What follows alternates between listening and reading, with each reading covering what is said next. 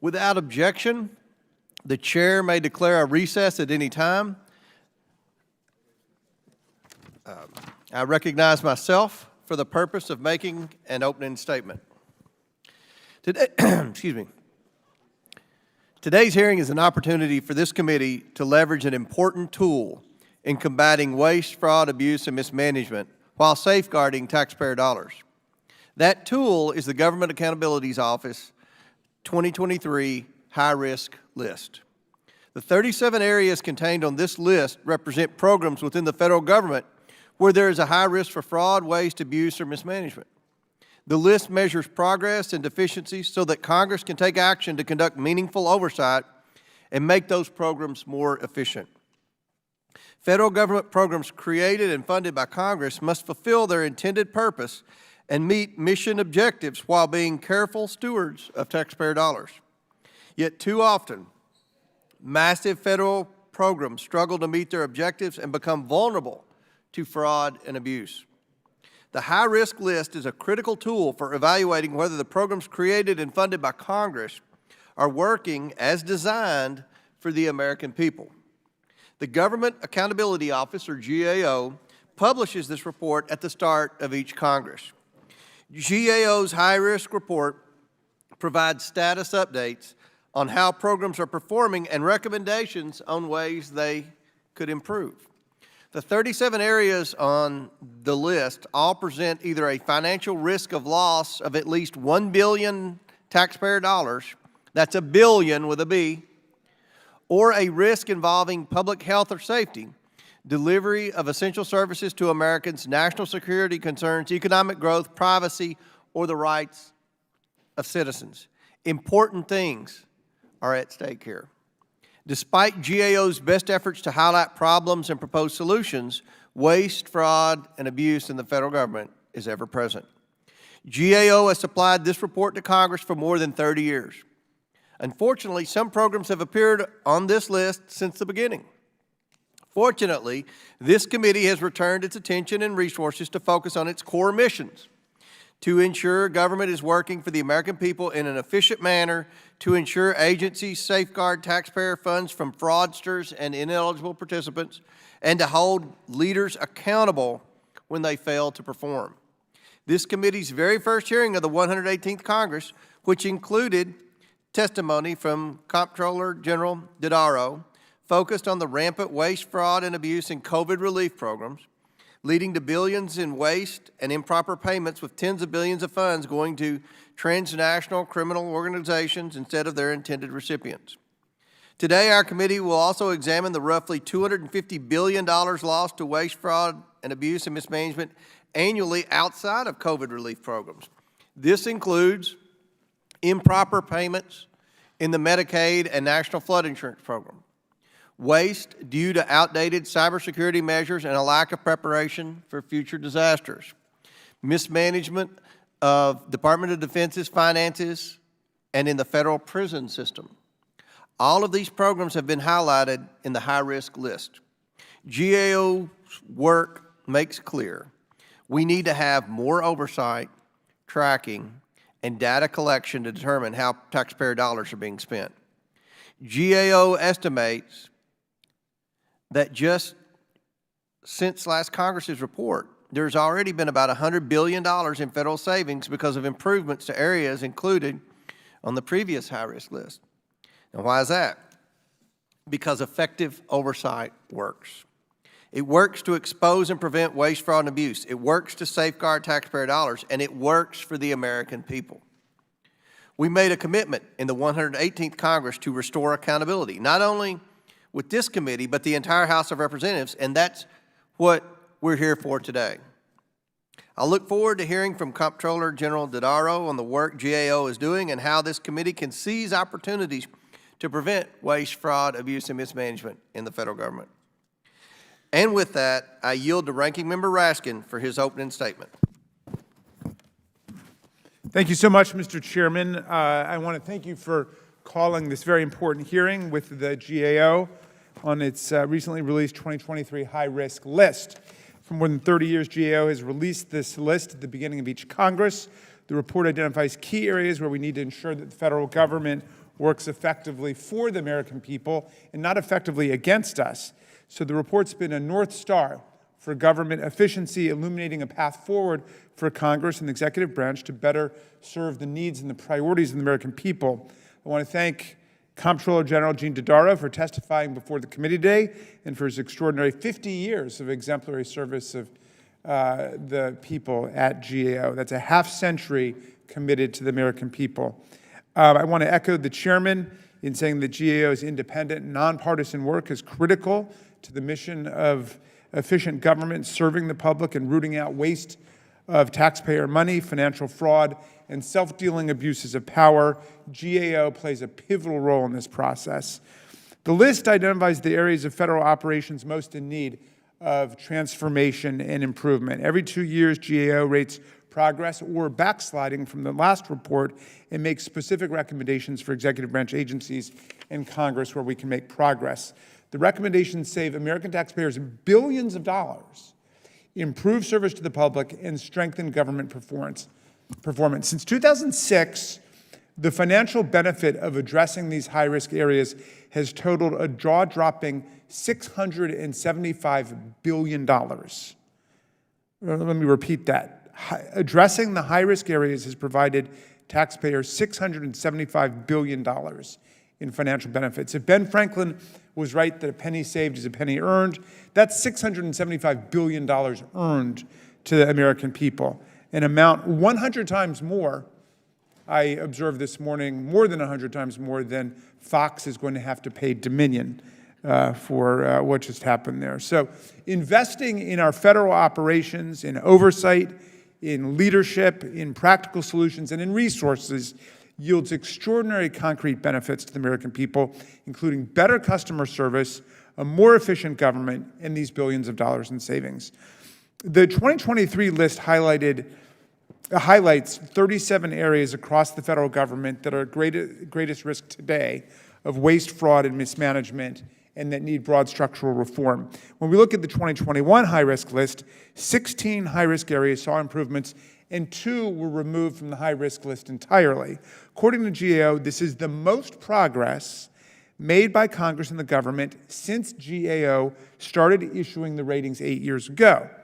Progress can be seen in directly improved services to the public and in the agency's enhanced ability to achieve their missions. This is tangible evidence of the Biden-Harris administrations and the Democratic majority's commitment to work for the American people and deliver meaningful results over the last Congress. While we're encouraged by the progress outlined in this year's report, there's much more work to be done, of course. Since 2021, 1 high-risk area regressed and 3 new problem areas were added. This is a reminder that we have to do more to hold the agencies accountable. We hope the majority and our colleagues on both sides of the aisle will work together to implement lasting solutions. This means we must ensure continuing key investments in our operations and implementation of policy changes. This public philosophy must take precedence over the suddenly fashionable drive to dismember our country's critical programs, including the social safety net, healthcare, science, education, climate, energy, labor, research, and oversight itself, as outlined in the short-sighted, penny-wise, and pound-foolish debt ceiling proposal. The so-called Limit, Save, Grow Act, better known as the Default on Our Debt Act, would make destabilizing and indiscriminate across-the-board cuts of an estimated 22% to most agency budgets, plunging the government into uncertainty and triage mode without the resources to continue making improvements in the high-risk areas. These slash-and-burn cuts proposed by House Republicans threaten to reverse dramatic progress made in the high-risk areas and make many of our problems worse. They would undermine the crucial progress we made towards addressing the skills gap in the workforce, defund our work to protect the nation from devastating cyber attacks, pit safety and efficiency against each other in our transportation systems, slow down Social Security checks, and cause significant reductions in the number of people served by affordable housing programs. And this is the tip of the iceberg. These cuts would even eliminate millions of dollars in funding for oversight of pandemic aid and for the oversight work that the Comptroller General is here to tell us about today, oversight work that we all claim to value so much. Members in this hearing room cannot say that they want the federal government to best serve the American people, and then walk over to the Capitol to vote for a bill that will totally frustrate this goal. One agency official stated the cuts would, quote, cause significant damage to national security, economic competitiveness, American jobs, disaster preparedness, and the natural environment. Instead of implementing widespread cuts that would halt most of the gains made on high-risk areas between 21 and 23, executive branch agencies in Congress need to believe in the value that comes from a well-functioning federal government, a government that serves everyone. Executive branch agencies in Congress must commit to addressing hundreds of open GAO recommendations to bring about the lasting corrective solutions we need to the remaining 37 high-risk areas. Persistent and prudent congressional oversight and thoughtful legislative solutions are essential to achieve greater progress. Mr. Chairman, I look forward to working with you on making that happen, and I yield back. Ranking member yields back. I'm pleased to welcome back to the committee today's witness, Comptroller General Gene Dodaro, who brings more than 49 years of experience at the U.S. Government Accountability Office and has served as head of the agency since 2010. As Comptroller General, Mr. Dodaro helps oversee the development and issuance of hundreds of reports and testimonies each year to Congress. These products have led to hearings and legislation, billions of dollars in taxpayer savings, and improvements to a wide range of government programs and services. He has testified before Congress dozens of times to provide nonpartisan insights into some of our most pressing federal oversight issues. His leadership with GAO has led to billions in taxpayer savings and crucial evaluations of whether government programs and services are meeting congressional intent. Thank you for joining us today, and I look forward to our discussion this morning. Pursuant to Committee Rule 9G, Mr. Dodaro, will you and your staff please stand and raise your right hands? Do you solemnly swear or affirm that the testimony that you are about to give is the truth, the whole truth, and nothing but the truth, so help you God? Let the record show that the witnesses all answered in the affirmative. We appreciate you all being here and look forward to your testimony. I recognize Mr. Dodaro to please begin his 5-minute opening statement. Good morning, Mr. Chairman, Ranking Member Raskin, members of the committee. I'm very pleased to be here today to talk about our latest high-risk update. The story of this update is progress, but many pressing, serious, consequential problems still need to be addressed.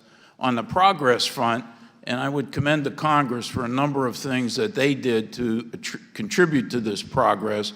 First was to provide funding to the Pension Benefit Guaranty Corporation, which is coming off the list. Congress also provided funding for surface transportation, dealt with some fiscal relief to the Postal Service over this past year, passed a number of provisions to build better climate resilience up front, and this dealt with many of the issues, and it contributed greatly to the progress, as well as efforts by the executive branch. Now, there's progress in 16 areas, 2 of which we're going to take off the list. One is the Pension Benefit Guaranty Corporation. When we were here last time, the multi-employer program was due to be insolvent in 2026. And due to the action that the Congress has taken now and some improvements that have helped in the single employer program, the PBGC now rates the risk of insolvency very low for the next 15 years. So we're going to take that off the list. Now, just because it's off the list doesn't mean it's out of sight. We're going to continue to monitor it because it doesn't solve the long-term problems in that program. We're also taking the 2020 census off the list because of improvements made. This was the first census with an internet response. They were able to contain the cost growth in annual censuses from the pattern that had emerged earlier. They delivered it during a pandemic. There's still a lot of issues in terms of the quality of the count that need to be worked on going forward. Again, we'll keep an eye on this area as planning for the 2030 census ramps up going forward. Now, there are a number of areas still on the list that I think are very significant that I want to point out to you. Number one is cybersecurity. And I first added that to the high-risk list across government in 1997. I still don't think the federal government's operating at a pace commensurate with the evolving grave threat. in the cybersecurity area, not only to protect its own assets, but critical infrastructure protection throughout the United States. Administration has just put out a national strategy that we've been calling for, but it does not yet have a detailed implementation plan with milestones, resources, clear roles and responsibilities. So we're going to need to be continued to focus on this area. We have 850 open recommendations yet in the cybersecurity area that we've made. And so that area is very important, I believe, for Congress to continue to focus on. The second is drug misuse. We added this area a while back.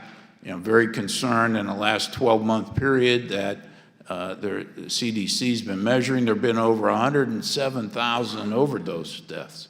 This is the most in the history of the United States. It's been over 100,000 now for the past 2 or 3 years. The trend is not good. We've called for a national strategy with coordination not only among federal agencies, but between federal and state and local governments, the healthcare sector, the law enforcement sector. Just this month, earlier, the Office of National Drug Control Policy put out an emerging threat alert because of the combination of fentanyl with xylazine, which is a horse tranquilizer, has becoming very problematic in this area and leading to additional complications. So they have to put out a report now within 90 days on how they're going to do with this next evolving issue in this area. Lastly, I'll point out the area of oversight of medical products and safety. You know, most of our products now come from foreign sources. We've encouraged FDA to have more oversight over that area, and I think we still are at risk of drug shortages, and the medical supply chain issue needs to be dealt with much more effectively than it's been dealt with before, and we have some suggestions on how that could be done.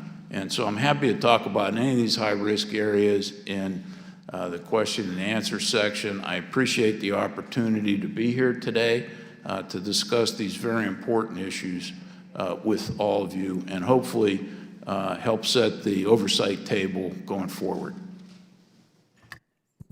Thank you very much. We look forward to a very substantive question and answer session, and I'll begin. Mr. Comptroller General, what is the total amount of improper payments that GAO estimates were made last year across the federal government? Last year across the federal government, the cumulative total of the estimates made by the agencies was $247 billion. Now, I don't believe, Mr. Chairman, I might add, if I might, that estimate's not complete. There are a number of programs that estimates were not made, like the Pandemic Unemployment Insurance Program. Since 2003, these estimates have totaled $2.3 trillion. This is a trend that was a problem before the pandemic. It got worse during the pandemic. 2.3 trillion. So since 2000, it'd be roughly $2.5 trillion. Yes. $2.5 trillion. What are the worst programs for improper payments over that time?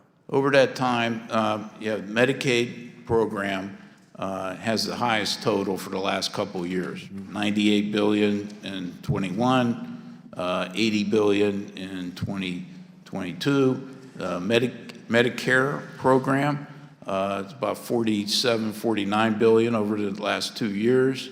The unemployment insurance program at $78 billion in 21, about $19 billion in 22. Jeez. Unemployment insurance, the earned income tax credit has been about $18 billion a year. And then in 2022, which was the first year, the emergency loan programs at SBA were a $36 billion estimate. We encouraged them to make that estimate. They didn't make it in 21, but they made it in 22. That's sickening.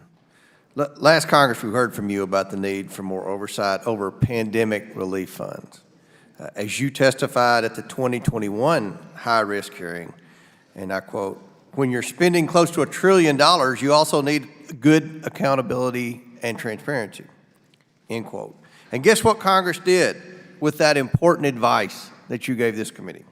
It rushed out another $1.9 trillion in alleged pandemic relief. But Congress didn't stop there. Congress also spent another $2 trillion of taxpayer dollars in Green New Deal spending in the infrastructure package, CHIPS and Science Act, and our favorite misnomer, the Inflation Reduction Act, which I'm not even going to get into that. As with any massive spending bill, oversight is critical to ensure that funds are being used towards their intended purpose. What has GAO learned about the federal government's ability to conduct internal oversight since your last high-risk update, and is the federal government truly equipped to oversee the disbursement of trillions of dollars under such a short time frame? There are additional areas that I've recommended, both to the Congress and the executive branch, that need to be dealt with. First of all, the agencies need to implement better fraud reduction measures. That's the only real solution to this problem. It's difficult to catch all the people that committed the fraud afterwards, and then even more difficult to collect the money. So with the agencies, I worked with the Congress back in 2016, we passed this Fraud Reduction Act, and the agencies were slow to implement it. So they weren't very prepared for additional funding. You need better internal controls, better management, more aggressive oversight, and I have about a dozen legislative proposals that I have to help deal with this issue going forward. I look forward to receiving that. So thank you for your insight. As I mentioned earlier in my opening statement, many of the issues we face today began long before the pandemic. The 2023 high-risk report served once again as an alarming reminder of the extent of the improper payment issues facing Medicare and Medicaid. Last year, Medicare improperly paid roughly $47 billion, and Medicaid improperly paid nearly $81 billion. Why do these programs have such massive issues with improper payments? Yeah, well, there's a lot of factors that contribute to it. In Medicare, what needs to be done is there needs to be more timely measures of the contract audits for Medicare Advantage, which is about half of the spending in Medicare now. CMS still hasn't released the audits from the 21 to 2015 or 2011 to 2015 area. So we're way behind in auditing the managed care plans. That's unacceptable, by the way, but yeah. I agree. There also needs to be legislation to allow for recovery auditors, which have proven through a pilot to do some pre-audits ahead of time. I've suggested more pre-authorizations, which have been studied and don't hold up benefits but provide more program integrity. In Medicaid, I don't believe the estimates, as bad as they are complete. I don't think we have a good estimate yet of the managed care portion of Medicaid program. There's a big problem with provider screening and beneficiary eligibility determinations. This was paused during the pandemic. So once that resumes, which starts this month, I expect those improper payment estimates to increase, but that needs to be dealt with, and I think the state auditors need to be involved more in providing oversight over that program, which is administered at the state level. Well, thank you. We look forward to your legislative advice and look forward to this hearing. With that, I yield to the ranking member, Mr. Raskin. Thank you, Mr. Chairman. I get complaints all the time from constituents about the Medicare Advantage plans and what's taking place in there. So that might be worthy of a hearing of our own, Mr. Chairman, and the fraud that's taking place there. Mr. Dodaro, one of the criteria that you consider before you remove an area from the high-risk list is agency capacity, specifically whether or not the agency has the people and the resources needed to sufficiently address and correct the risk. Why is agency capacity such a critical factor? Well, first of all, 22 of the high-risk areas of the 37 are on the list because of critical skill gaps, either not having enough people or the right kind of people to implement those programs effectively. So you need the right people. You're talking about people on the staff of the agency. Absolutely. Under the American Rescue Plan and the other coronavirus relief laws, GAO got $107 million to bolster oversight of the funds and programs authorized by these packages, some of the stuff you were just talking about with the chairman. My understanding is that the GOP's default on our Debt Act, however, would claw back a lot of that oversight funding money that had been provided before to the GAO. How much money would be taken back? I'd have to provide a detailed answer for the record. I think we have perhaps around 20 million of that left, of the 107. You know, a number of But what had been reported to me was 29 million, but I wanted to check. Well, that's it with about you. right. Okay. That's right. Now, that's money that you intended to use on essential oversight of COVID-19 relief, including examining the content and management of the Strategic National Stockpile, evaluating agency IT preparedness and response during COVID-19, assessing airline service disruptions and their causes, and investigating significantly worker health and safety conditions in the meat and poultry processing industry. This funding will help us understand what happened during COVID and how to better prepare for future emergencies. On top of that, these proposed dramatic across-the-board budget cuts would undermine GAO's ability to oversee the 37 high-risk areas that we're here to talk about today. So last month, you testified before the Committee on Appropriations and stated that, quote, Congress is basically out-resourced against the executive branch. And unless you have strong oversight and a strong GAO, it's hard to provide effective oversight. At that same hearing, you described the severe challenges that you experienced after the last drastic budget cuts took place under the 2011 Budget Control Act. So how would these new budget cuts affect GAO's ability to conduct the oversight that we're all counting on? Yeah. Well, potentially, the cuts collectively that have been discussed would have a devastating effect on our ability to support the Congress. Under some of the proposals that have been put forward, we would either have to lay off about 570 people, or we'd have to not replace people left through attrition and furlough GAO people. We'd have to shut GAO down for about a month and a half, and for providing services. So it would definitely have an impact on us and our ability to serve the Congress. I mean, is that cutting off our nose to spite our face? Well, we provide $145 back for every dollar invested in us over the last 5 years, and so we provide a very good return on investment. And to get the returns, you got to continue to make the investment.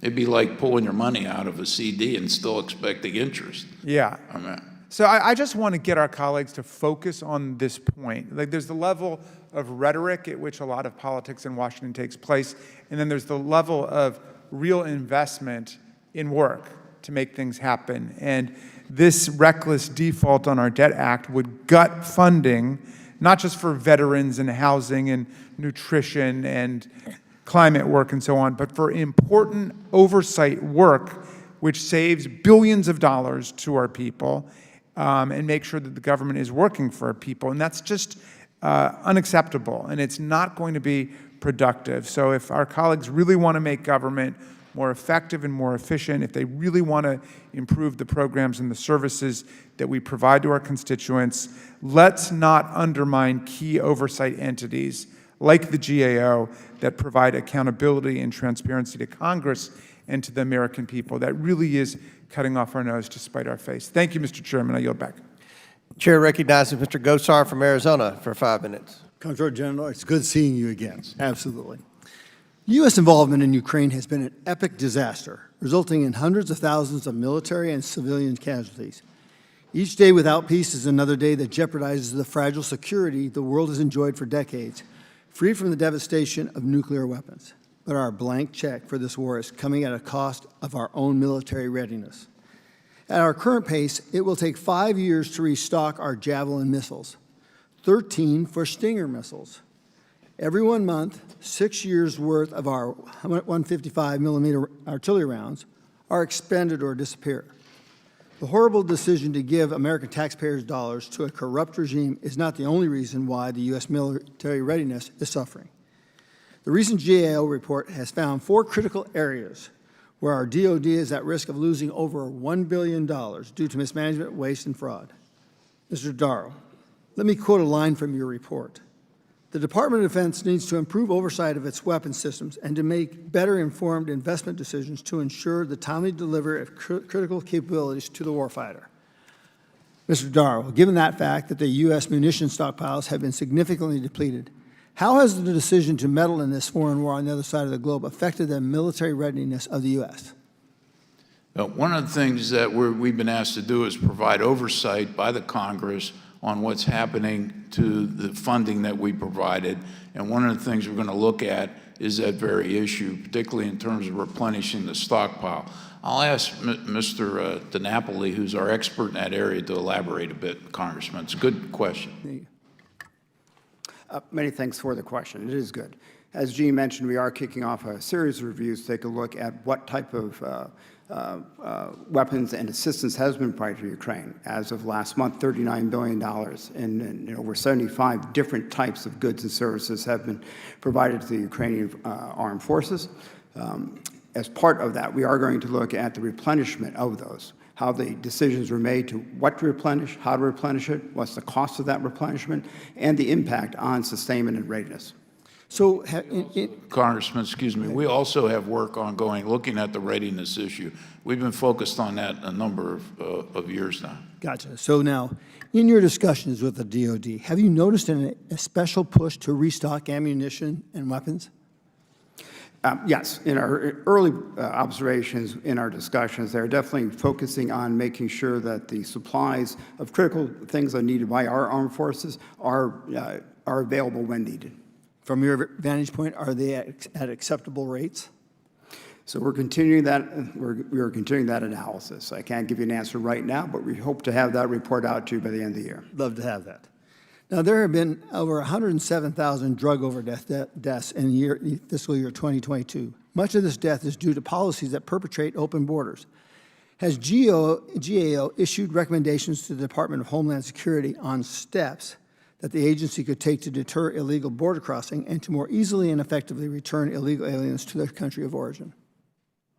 Yes, we have. I'm going to ask Charles Johnson to come to the table, our expert in that area, or Rebecca Gambler, I'm sorry. You can go back.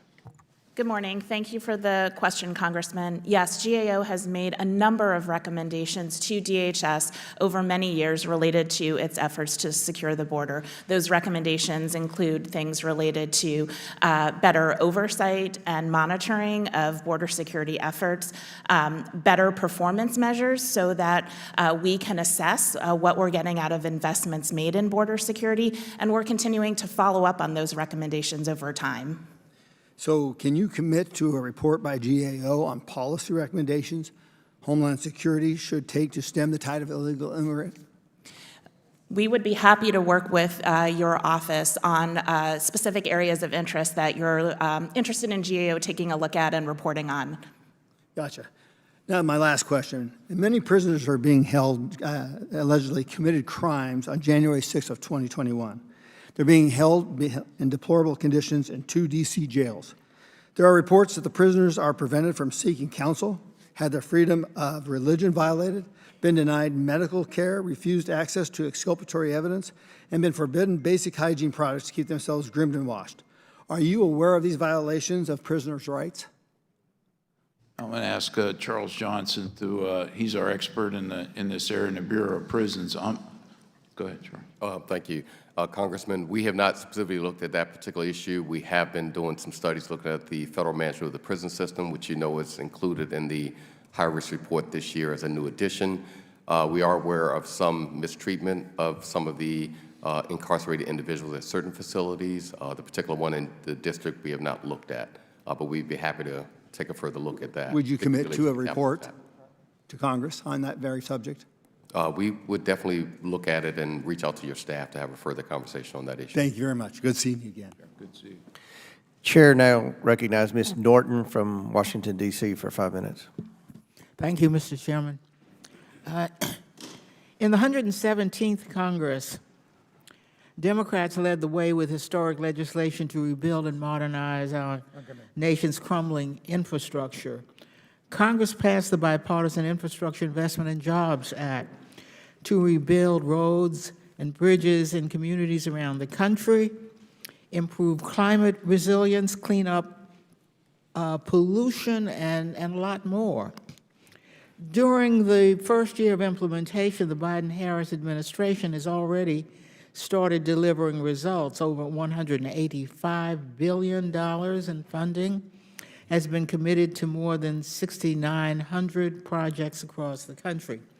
So, Mr. Dodaro, can you give a couple of examples of how the Bipartisan Infrastructure and Investment Jobs Act contributed to significant progress across several high-risk areas? Yes, absolutely.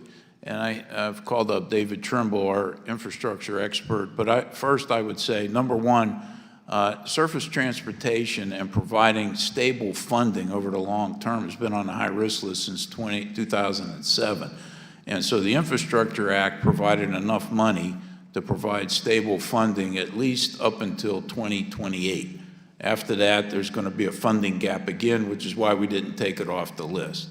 Also, the Inflation Reduction Act did provide a number of programs and grants to build climate resilience in up front. And so those are two ways that they make contributions to those areas. I'd ask Mr. Trimble if he has any additional examples. I think those are the two examples I would cite as well, but we're happy to meet with your staff to give you other examples we've seen in our audits. We've got a number of reviews ongoing, tracking the funding across a whole host of areas. So be happy to meet and go over those in more detail if that would be useful. I'd appreciate that. Mr. Dodaro, what concrete benefits did this progress deliver for the American people?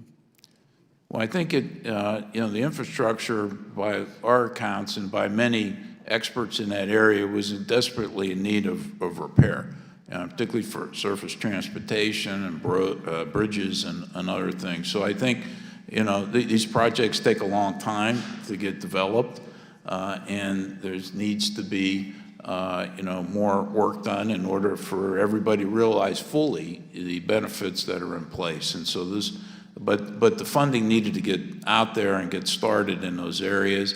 I think climate resilience will yield a number of benefits, both to individuals as well as the federal government.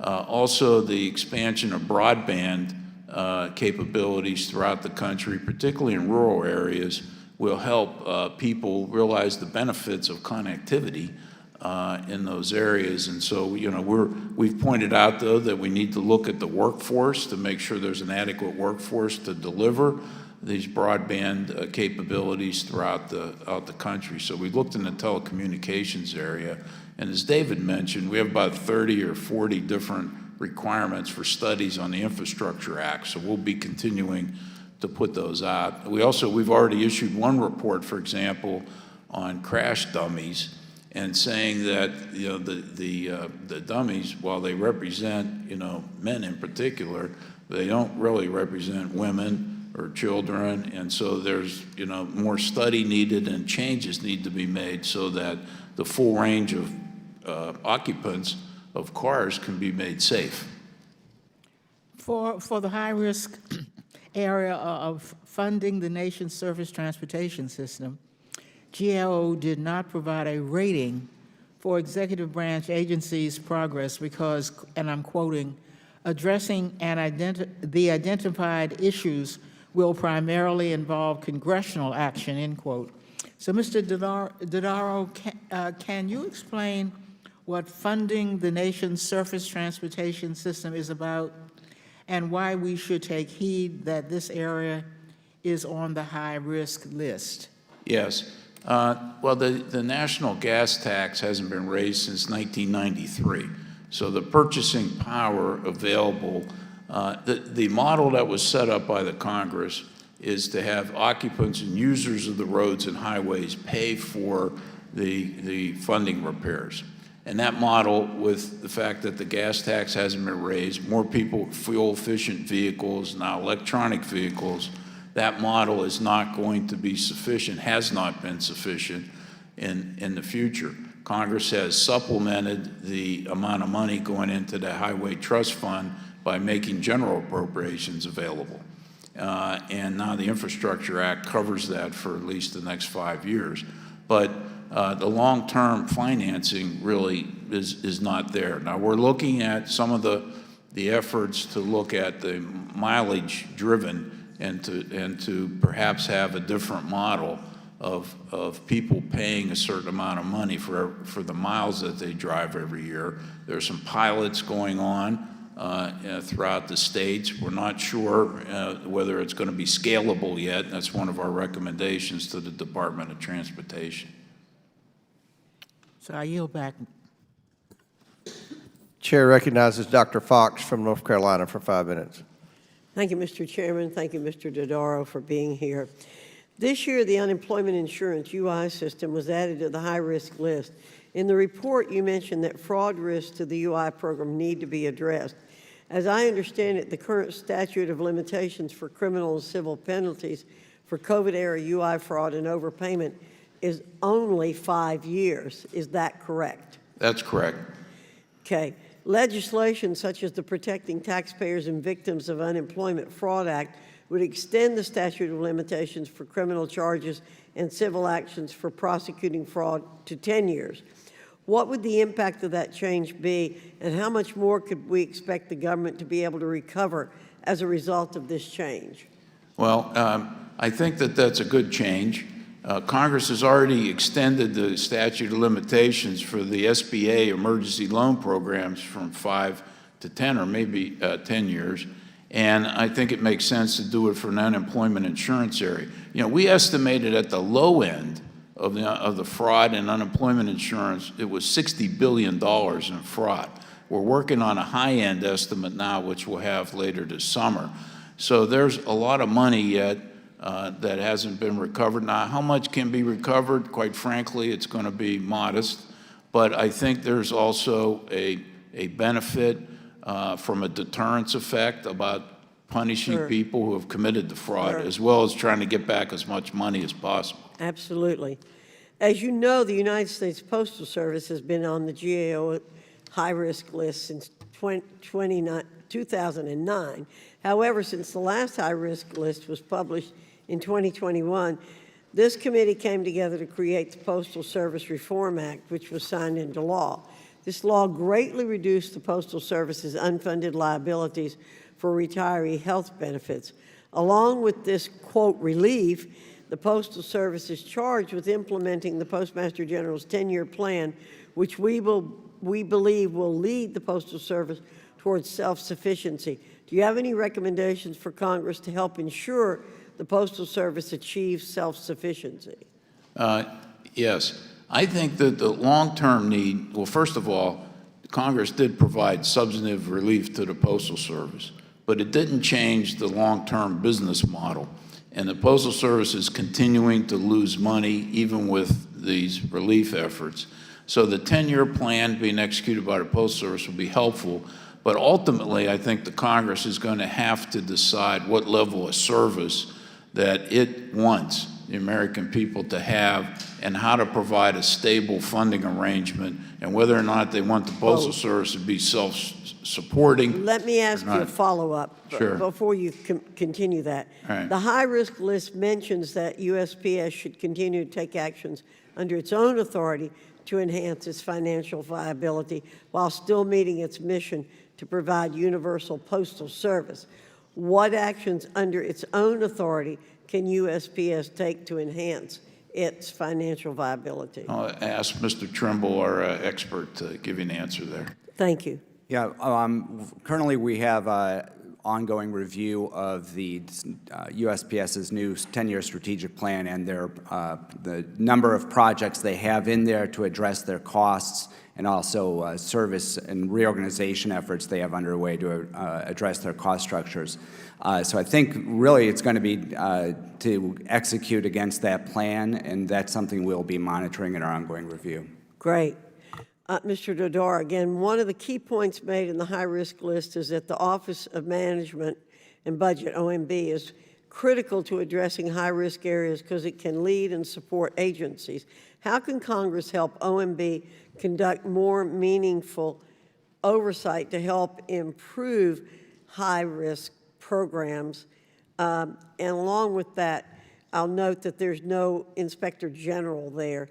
How would having an Inspector General help this situation?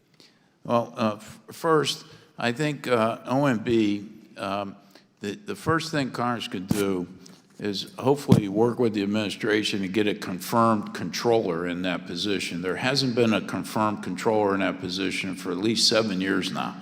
And that's a problem in terms of us working with them to not only deal with high-risk areas, but also improper payments and also all financial management issues. So I think that there needs to be additional leadership responsibilities there. I've been very pleased with the cooperation from the Deputy for Management, Jason Miller. We've had tripartite meetings between GAO, OMB, and the agencies on the list. OMB's always looking for resources, just like everybody else, so Congress should look carefully at those issues.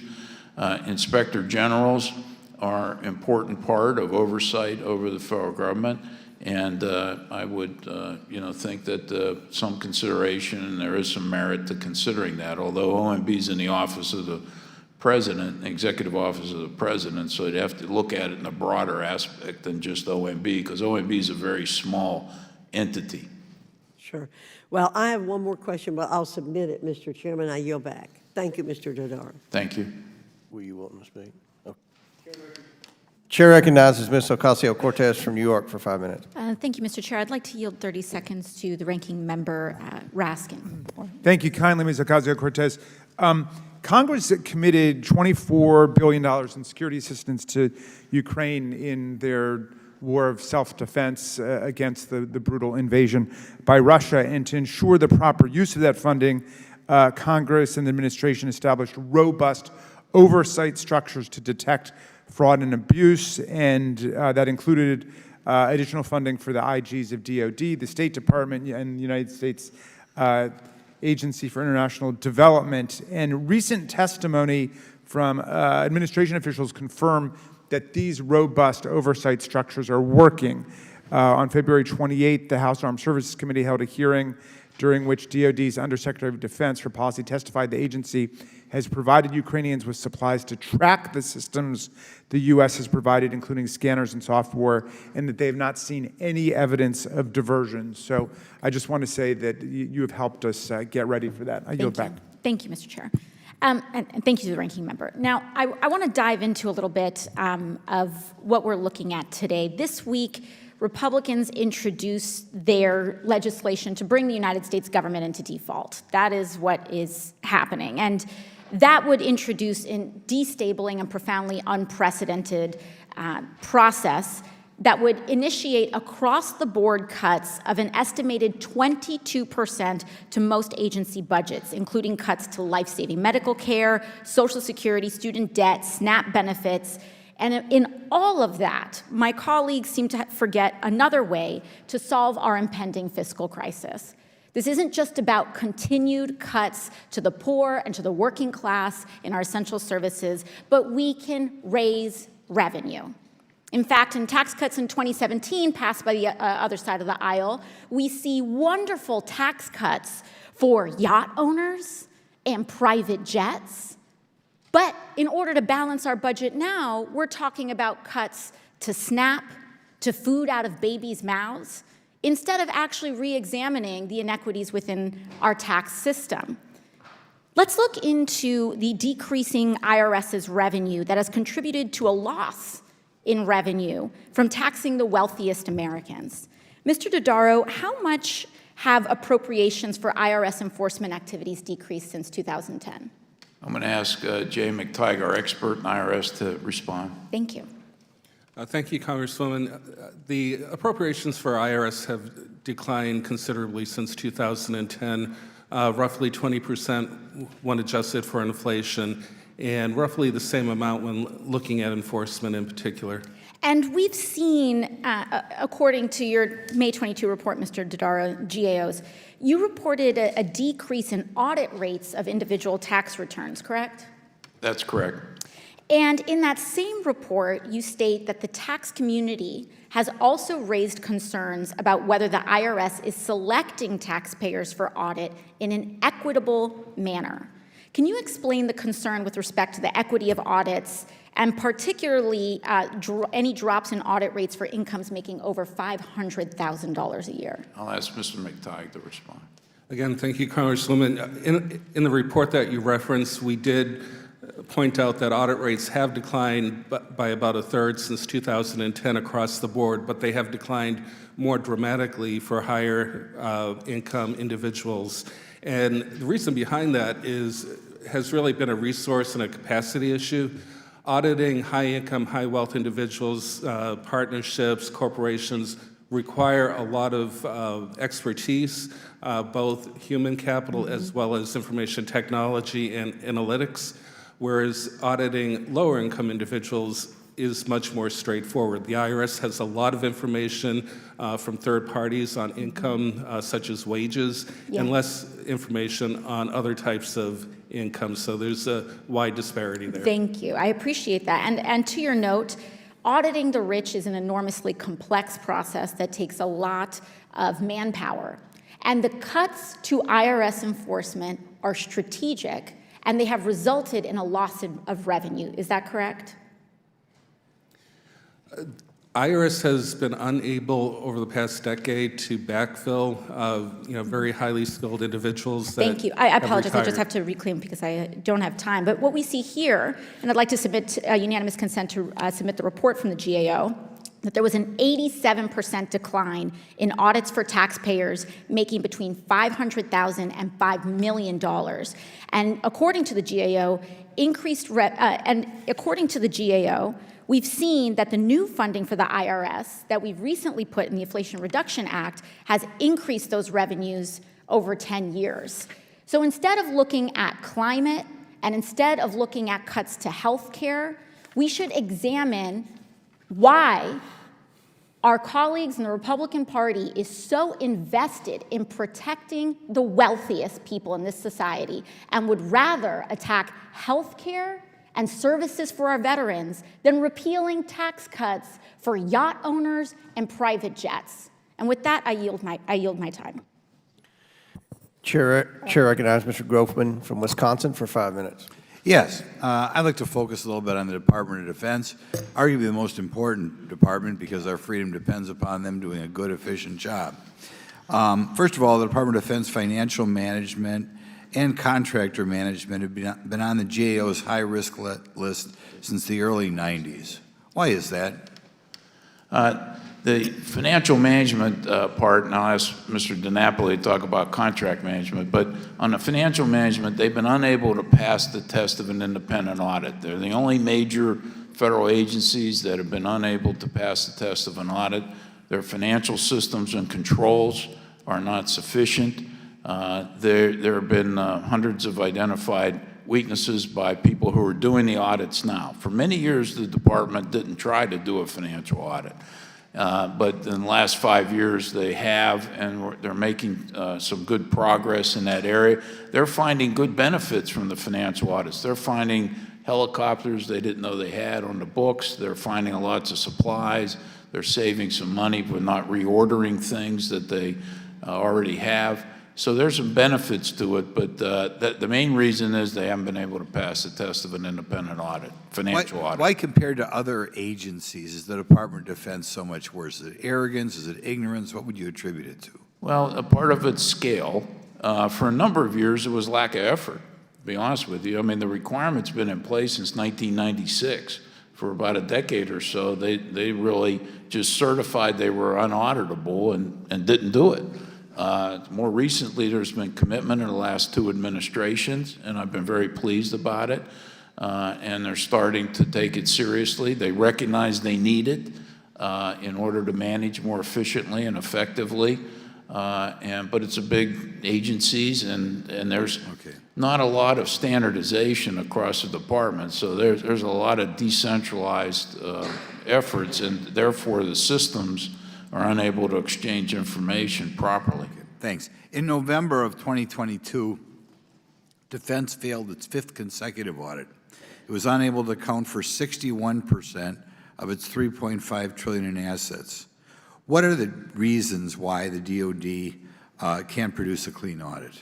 A couple of reasons. One, their financial systems are unable to, or not reliable in a number of cases. Secondly, they don't have good internal controls over their property, over their inventory systems, and that's a problem. They also don't have the full type of skills in their workforce that they need in those areas, and so it's a myriad of issues. Could you elaborate on they don't have the skills? How is this possible they don't have the skills? Well, there are not enough people. I mean, if you haven't, this is the issue. For over 200 years, the federal government operated without any financial statements or independent financial audits. We started in the 90s. So this wasn't a big priority in those areas. And then for a number of years, the department didn't think they needed to do this. And so they didn't build the capacity that they need in those areas. Most of the expertise in financial management in the federal government's been in the budget area, not in preparing financial statements and auditing, or to have the systems people necessary to produce those statements. So they're trying and they're making improvements, but I still think they need additional skills to be able to do this. And we'll jump ahead here. What's the dollar figure for waste the GAO has identified at the Pentagon? And this number will include the GAO alone and not include the Department of Defense Inspector General's numbers. Yeah.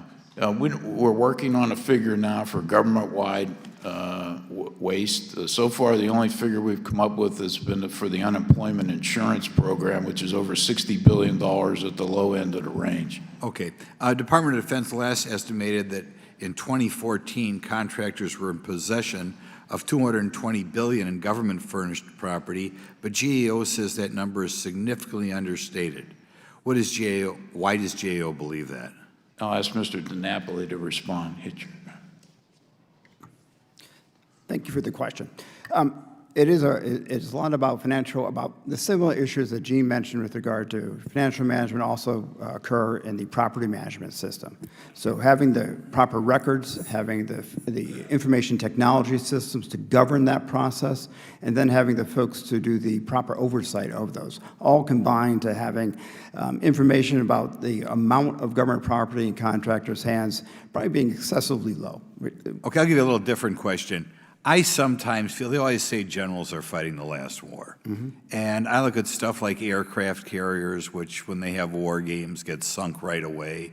Do you guys have any comments on the Department of Defense, or maybe even shouldn't say the Department of Defense, our Appropriations Committee and Armed Services funding weaponry that may not be up to snuff or wouldn't last very long in a 21st century war? So thank you for that question. And that is another high-risk area in our weapons systems work, which has also been on the high-risk list since 1990. And what we've continually found through the past 30 years is the Department of Defense continually buys weapons systems in a manner that results in cost overruns and schedule delays, and often doesn't provide the warfighters what they need when they need it. Thank you very much. I think I think our Department of Defense, and quite frankly, some people in this building are a little bit embarrassing as far as protecting our country. But thank you for letting me go a little over. Chair recognizes Ms. Stansberry from New Mexico for 5 minutes. Thank you, Mr. Chairman, and I want to welcome Mr. Dodaro. It's wonderful to have you here today, and thank you to all the staff who are joining us. Mr. Chairman, I just want to take a moment to say thank you for having this hearing. This is exactly the kind of hearing that this committee should be having, is actual oversight and the fiscal responsibilities of the federal government. And I'm particularly grateful to have all of you here and to have this discussion as a former Senate committee employee and a former examiner at OMB. I'm very familiar with your work and have actually worked with a number of you over the years, so it's great to have you here today. I want to start out by saying, as the representative for New Mexico's 1st Congressional District, many of the items that are in the high-risk list for this year are items that, of course, New Mexicans experience every single day. Of the programs and items that are listed under high risk, issues around tribal communities and their access to health care, funding for the Bureau of Indian Education, issues around access to disabilities programs through Medicaid and through the VA system, and of course, many of the issues around military spending and the other issues that have been discussed this morning. So I want to dive in on some of these issues here, but I do want to take a moment to amplify on some of the comments that were made earlier, in that it's particularly peculiar to be having this hearing this week, as we learned just this morning in the wee hours of the night last night, the GOP in the Rules Committee dropped their version of the debt ceiling negotiation, which is really a ransom note for many of the programs that we're talking about that are covered under this report. In fact, in the name of balancing the debt ceiling, the GOP is proposing to cut for 10 years federal programs across the board. And in the GAO's high-risk report, it's acknowledged over and over again across the hundreds of pages of this report that part of why we've made progress on the high-risk list is because we've been making investments, and particularly congressional investments in these programs. And in particular, I want to highlight those investments in climate change, since one of the proposals in the GOP's proposal this week is to gut the Inflation Reduction Act, as well as other programs. In a 2019 report that the GAO published, it was estimated that by 2040, that climate would cost the United States $315 billion a year. And the GAO said in this report that for every single dollar that we spent on climate change as the federal government, it would save the federal government $11. That's an 11-to-1 investment. So when we hear arguments like we have this morning that investments in climate action are a waste of taxpayer dollars, they are literally saving taxpayer dollars by ensuring that we are mitigating financial and fiscal risk for the federal government down the road. And in fact, the report that you've issued actually states that. In fact, I want to take a direct quote from the report. It says that congressional action has helped to improve this high-risk area, and then goes on to talk about the ways in which the infrastructure bill and presumably the Inflation Reduction Act are actually going to help mitigate fiscal risk to the government. So I really wanted to amplify that this ransom note that the GOP has issued this week on gutting these vital social programs, climate programs, are really going to undermine the fiscal responsibility of the federal government. But I do want to allow the opportunity for you to share some of the findings of the report, especially around climate change. I know there were 5 key areas that were in need of improvement, particularly around government-wide planning and technical assistance to our communities.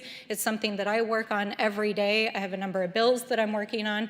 And so, Mr. Dodaro, could you and staff please expand on some of the key things that we can do to address our fiscal responsibilities around climate change? I'm going to ask Mr. Gaffigan to do that. He's our expert in the area, but we've got some good ideas. Great. Yeah, I mean, if you look at our high-risk designation on climate, it's about the fiscal exposure. So you're spot on in terms of highlighting that. And the federal government can provide a lot of incentives to build resilience in and save those dollars that you're talking about. It can also be an integrator for all the stakeholders who are involved in that, and also provide key information. Those are 3 sort of key areas of resilience that we can build in. But I think the fiscal exposure is a huge issue, and it's why we put it on the high-risk list in 2013. Yeah, I think a couple specifics. One would be to give better climate information to state and local officials so that they can make better planning decisions. Also to work with them to build the better building codes in. You know, the federal government does not control the building codes. And so it's very important that the federal government try to provide information to get those building codes up to speed. And also the federal government needs to set priorities. There's a lot to do here. And we need priorities. We can't, that would help us to make the most optimal investments. Absolutely. Well, thank you. And we really appreciate your work on this issue. And as I said, this is a significant investment in the future of this country and mitigating financial risk to our country's fiscal health, but also to ensuring that our communities have a livable planet. And so we appreciate your work highlighting that. And with that, Mr. Chairman, I yield back. Chair recognizes Mr. Palmer from Alabama for 5 minutes. Thank you, Mr. Chairman. Mr. Dodaro, good to see you again. You and I have done a lot of work on some key issues, particularly in the high-risk area, and I just want to know, it's been very frustrating, the lack of response in some cases. And I just want to know if there's some common themes or patterns that you have noticed across high-risk areas when compiling the list in recent years. Yes, one thing is the programs that rely upon state and local administrations are among the most difficult to deal with. This would be Medicaid, unemployment insurance program, because we allow the states to design their own programs within certain parameters.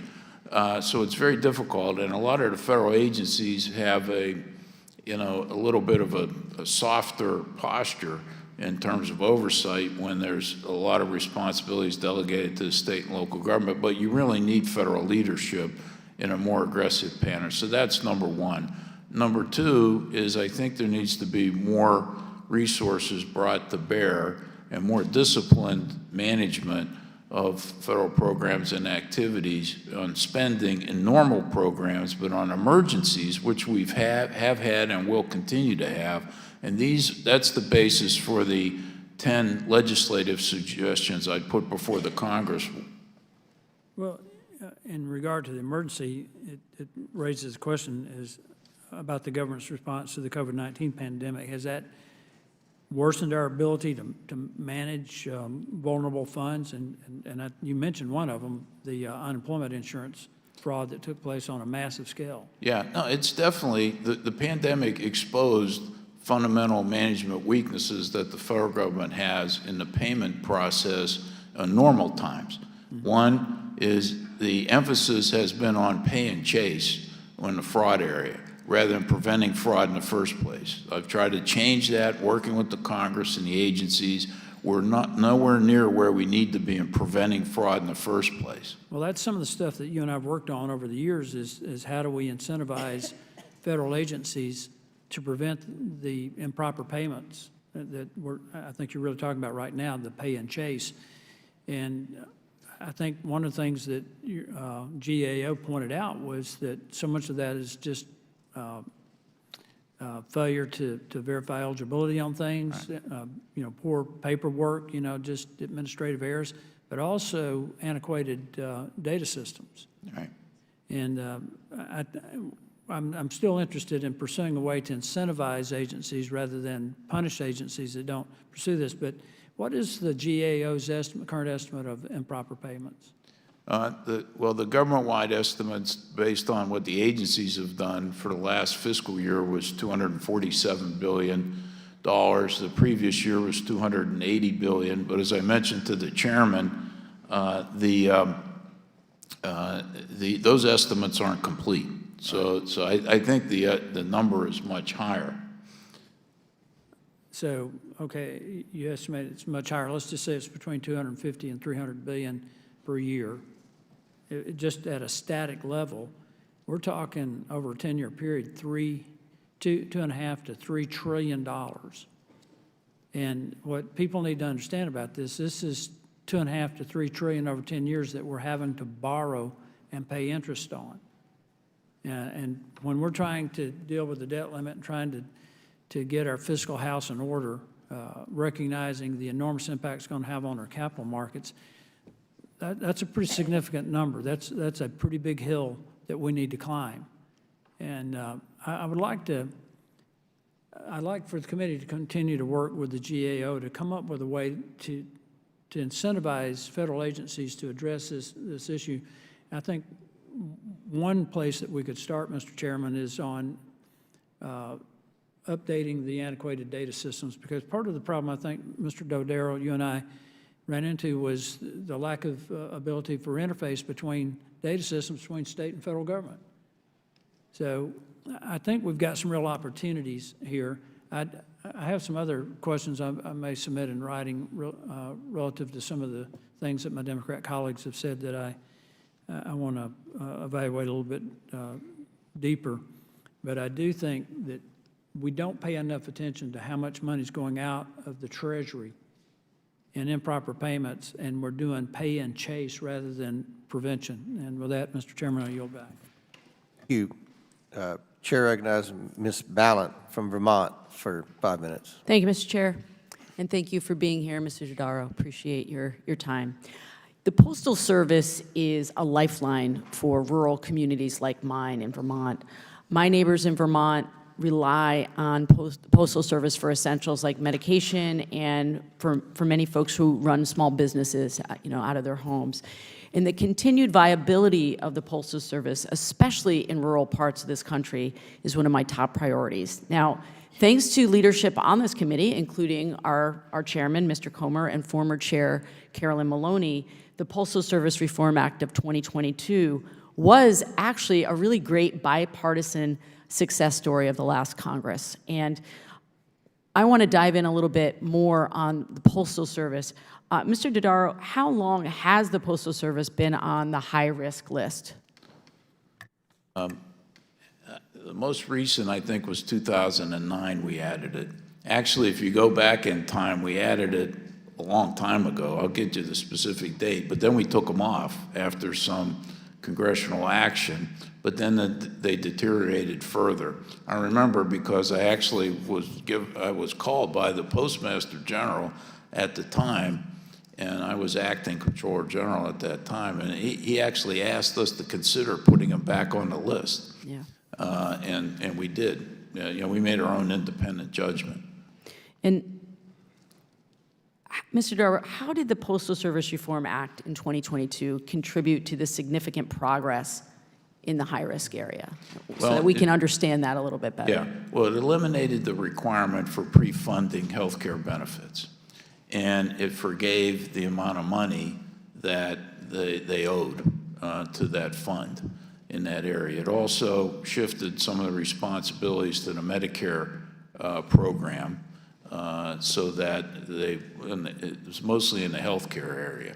So, but there are a lot of things that down the road it didn't deal with that are going to need to be dealt with. For example, the healthcare benefits issue around the 2030 time frames, that fund's going to run out of money because there's no pre-funding into it. So at that point, the Postal Service is trying to estimate what it would cost to pay out of their operating revenue, which would be about $5 billion a year. I mean, they're already losing money.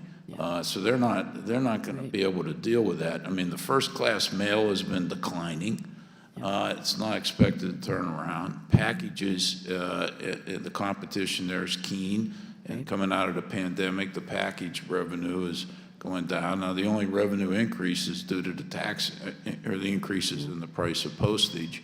So they have problems. They're still in debt in a number of areas. So the basic business model isn't sound going forward in the future. Congress gave it some life for a period of time, but the underlying problem is still there and needs to be dealt with. I'll ask Mr. Trimble if he has any additional comments. No, I think that covers the main points. I think just in terms of the longer-term challenges that they face, currently their long-term liabilities and debt is over $144 billion. And they're projected to lose in fiscal 23 about $4.5 billion. And so when the health benefit fund runs out, if you're already running a deficit of $4.5 billion, you have to add another $5 billion on top of that. You can see the challenges that they're currently facing. Well, I appreciate that. One of the things that I always say about Vermont is that we run on duct tape, twine, and hundreds of hours of volunteer time, from Vermonters across the state. And we are cheap by nature. We're thrifty. And I just want to convey that there are lots of rural communities, just like the one that I live in, Vermont, that depend on the Postal Service for their very survival. And so I certainly understand the concerns about how the business model is not working. And we made progress, I think, by my count, more than $1 billion in financial benefits came to taxpayers since 2006. because of progress in the high-risk areas, and I appreciate that as a thrifty Vermonter, but I just want to plant a flag in the ground and say we cannot let the Postal Service die on the vine. Rural America is depending on us to figure this out. I understand that. And, you know, my motto at GAO is elegant but cheap. I like it. But we also like any Vermonters who want to come to work at GAO. It's a good place to practice their thriftiness. But also, the fundamental issue here, you know, if you look back in history, Postal Service was a government entity. Yes. In the beginning. And then somebody said, oh, well, we can do better than having a private sector model in this area. And it worked well until it didn't. Right. And so I think Congress is going to have to come to grips with what model do we want to have if we want to guarantee level of service to the American people, and who's going to pay for it. Yeah. And that is the decision down the road that's inevitable in this case. And what we're saying is the sooner Congress deals with that issue, the better. Agreed. Last comment, just, you know, we did great work in a bipartisan manner on this issue in the past. I want to continue to work on this. It is really not an overstatement to say that rural America depends on the Postal Service. It's a critical infrastructure, and we got to come together. We got to continue to come together in a bipartisan manner on this issue. Thank you. I agree. Gentlelady's time's expired. Before I yield to Mr. Sessions, I would like to point out I spoke with Postmaster General DeJoy last night, and we hope to bring him in front of at least subcommittee hearing within the next month or so, maybe 2 months, whatever the calendar will permit. So I think that's a very good point that you all discussed, and it's something that this committee has legislative jurisdiction on. We're going to have to take very seriously. We passed the bipartisan legislation, but there's still things I think that need to be done. So I appreciate that. Chair recognizes Mr. Sessions from Texas for 5 minutes. Mr. Chairman, thank you very much. By the way, I'm probably one of a few members that sat on the old postal subcommittee when we saw this happening, but because we were not bipartisan, the answer did not happen. Mr. Dundare, welcome back. It's good to see you again, Gene, and thank you for your service to this nation as well as your colleagues. During both the committee hearing at which you testified in February and subsequent hearing in the Government Operations Subcommittee, which I chaired, we heard that self-certification was a leading cause of fraud in the unemployment insurance program during the COVID pandemic. Thus, it would make sense not to rely on self-certification in the future, and yet the Biden administration is proposing to allow applicants for student loan forgiveness to self-certify for this benefit. Look, I get it. The Supreme Court may decide the Biden administration does not have the authority to forgive student loans. However, it concerns me that we may be poised for another big giveaway because we're relying on self-certification. Would the gentleman please address this issue? I, too, was concerned. So I've commissioned a GAO study to look at what the proposed operating procedures would be if they are given the green light by the Supreme Court to go through an income-driven program. And so we'll have a report out on that soon. So I share your concern on that, particularly given what happened in both the unemployment insurance and the Paycheck Protection Program and the EIDL, Economic Injury Disaster Loan Program.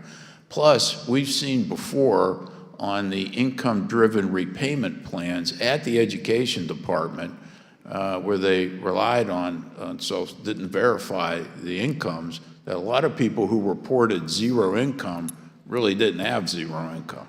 And so we made a number of recommendations there that they have better procedures to verify the income, and the department's in the process of implementing those recommendations. So you're right to be concerned. I was. We're looking at it, and hopefully we'll have some recommendations if they go forward with that program that can provide better safeguards. Mr. Dundaro, thank you very much. In fact, the subcommittee and this committee would welcome that. As you may recall from the subcommittee hearing, it was virtually a unanimous, bipartisan viewpoint that what happened in this process of the D18 group and the things that occurred was not in the best interest of anyone except people who fraudulently received that money. So I want you to know that we will work, and I'll work with our young chairman and our young ranking member, as well as Mr. Mfume and myself, on putting together a letter that we would like to make sure that is accompanying your feedback. I think it's important that internally your team make sure that they understand that your report is coming, that we look at it the same way, that we try and authorize this in such a way to where we're all together, including the administration, not just Congress. So thank you very much. Sir, has the GAO looked at the Department of Education's self-certification, the one we were just talking about, and have they come up with any realistic viewpoint about where they might also unto themselves recognize this did not work the right way? You mean from the Education Department officials? Right. Yeah. Have they indicated, whoops, didn't quite work the way we wanted, or are they still out there following this? Look, we're going to continue this process. Yeah, I don't know specifically the answer to that question. I will talk to the team and get a response back to you. I do know that there was some balking at cooperation with us in the first place. And, you know, because they were concerned that this might provide a roadmap for people to commit fraud. And I was saying, that's not my goal. My goal is to help you prevent fraud in the first place. So what their exact posture is right now at the working level, I don't know, but I'll get you an answer. Thank you. I think that insight helps the six of us or the four of us up here as we attempt to provide our written guidance. I want to thank you for your service. Mr. Chairman, I yield back my time. Gentleman yields back. Chair recognizes Ms. Lee from Pennsylvania for 5 minutes. Thank you, Mr. Chair, and thank you, Mr. Dodaro, for joining us today in this important hearing. Waste, fraud, and abuse in our system, obviously must be taken seriously. The American people work too hard for their paychecks. They pay their fair share in taxes, or at least the 99% pays their fair share in taxes, and we should be working to ensure that tax money is used to actually benefit them. Yet Republicans on this committee will decry the need for oversight on our programs and in the same breath support Speaker McCarthy's debt ceiling legislation that's on the floor this week. Rather than help further the goals GOA lays out in the high-risk list, this bill seeks to impose drastic across-the-board cuts to critical government programs and significantly disrupt agency work that addresses the identified problems. Mr. Dodaro, in GOA's 2023 high-risk list, you outline the financial benefits that making progress on high-risk areas can yield. Since 2006, how much in financial benefits have actions on high-risk areas yielded for taxpayers? $675 billion. Thank you. I want to emphasize what the Comptroller General just stated. Addressing high-risk areas has provided taxpayers $675 billion in financial benefits. Mr. Dodaro, what factors do you include when you calculate financial benefits? We include savings, cost savings, better use of the resources. We also account for revenue collections that may have come in as a result of our recommendations, and it has included revenue enhancements as well. So the financial benefits tracked by GAO are more than just savings. They could mean reduced government expenditures, increased revenues of that limited government funds can be reallocated to higher priority areas. Is that correct? That's correct. What are one or two examples of recommendations from this year's high-risk list that could produce financial benefits and improve services for taxpayers if implemented correctly? There's a number. We've had a number, for example, in the Medicare area. We think that if you equalized payments by place of service, right now, if you go to a medical appointment at a doctor who's affiliated with a hospital, as opposed to a doctor who's operating their own practice in a private building, the government will pay more for the same level of service to the doctor at the hospital physician, and we think there's tens of billions of dollars that could be saved there as well. I think, you know, there's a number of savings we had if the Congress would act to give the Energy Department more authority to look at how we dispose of nuclear waste at the Hanford site, that there's a cheaper way to do it that would save tens of billions of dollars, if not more, in disposing of that low-level activity waste at the Hanford site. This is waste that's been accumulated since World War II and the buildup of our nuclear weapon system. So those are two big examples of where there are big dollars. Thank you.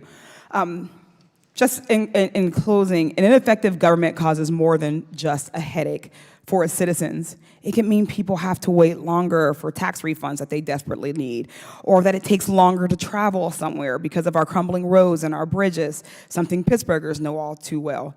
The answer is clear. We can't drop the ball when it comes to oversight of our programs. And with that, I yield back, Mr. Chairman. Gentlelady yields back. Chair recognizes Ms. Mace from South Carolina for 5 minutes. Thank you, Mr. Chairman, and we're here today to talk about government accountability, oversight, transparency. We've heard about cybersecurity issues and fraudulent payments on Medicare, Medicaid, et cetera. And then our friends across the aisle want to start banging Republicans over the head over absolute nonsense and accuse us of wanting to literally take food out of babies' mouths, I think is what I heard earlier today. If I recall, it was under the current administration last year when there was a massive baby formula shortage, literally taking food out of the mouths of babies during that shortage.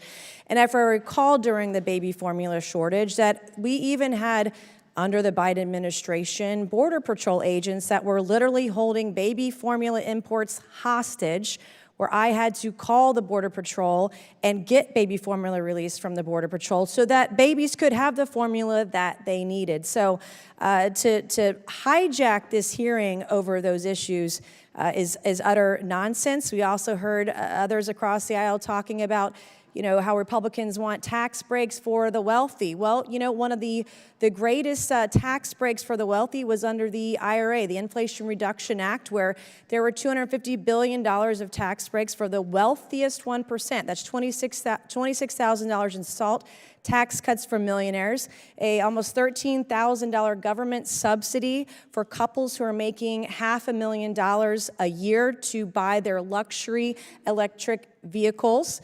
taxpayer-funded subsidies for the wealthy for home buying, childcare, pre-K, Obamacare, paid leave, and more. So I really don't want to hear about the hypocrisy of the left on this issue at all. The IRA mentions taxes, fees, and penalties 637 times. It was the largest expansion of the federal government in 50 years. There were over 150 new government programs. And today the debate rages on about the debt ceiling, but Americans wouldn't recognize it. Americans are living paycheck to paycheck right now.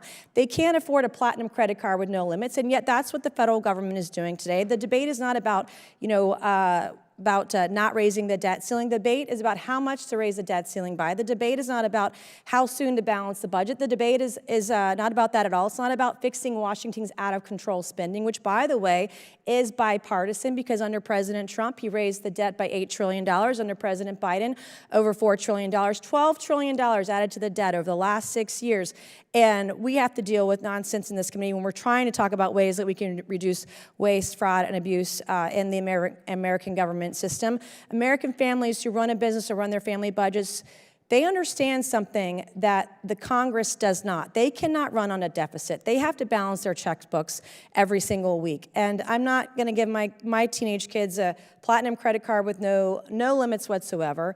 And to see this debate politicized rather than having both sides come together on both sides of the aisle to say, what are we going to do to fix the debt and the spending crisis that both sides have created today? And it's absolute crickets from our friends across the aisle on the left. And so now that I have gotten totally off on the other side because the importance of this hearing is important. I do want to get to you, Mr. Dodaro, on some of this. You mentioned cybersecurity as being an issue, and I'd like to hear some of your thoughts on this issue. You know, one of the things that we brought up on this committee is the aging workforce in the federal workforce and also the workforce that isn't showing up to work, actually. But you know, in the private sector, they don't have this issue where you have 4 times the number of federal workforce employees in IT that are over the age of 60, that'll be entering retirement soon, versus those that are under the age of 30. I mean, how big of an issue is this going to be in the next couple of years? I think it's a very important issue and point. In fact, strategic human capital management's on the high-risk list across the federal government. I'm very concerned about the federal workforce. Less than 7% are under 30. At GAO, I might add, it's over 10. But, you know, because I've been focused on this as well. This is a real problem for the federal government. There are 22 areas of the 37 on the high-risk list because of critical skill gaps and shortages.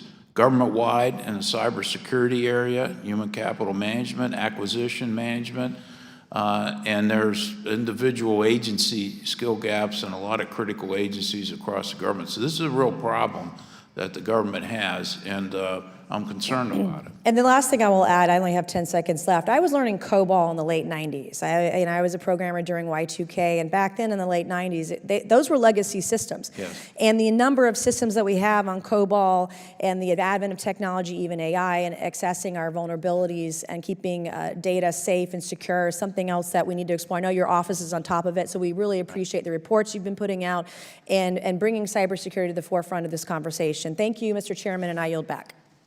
Gentlelady yields back. Chair recognizes Mr. Kassar from Texas for 5 minutes.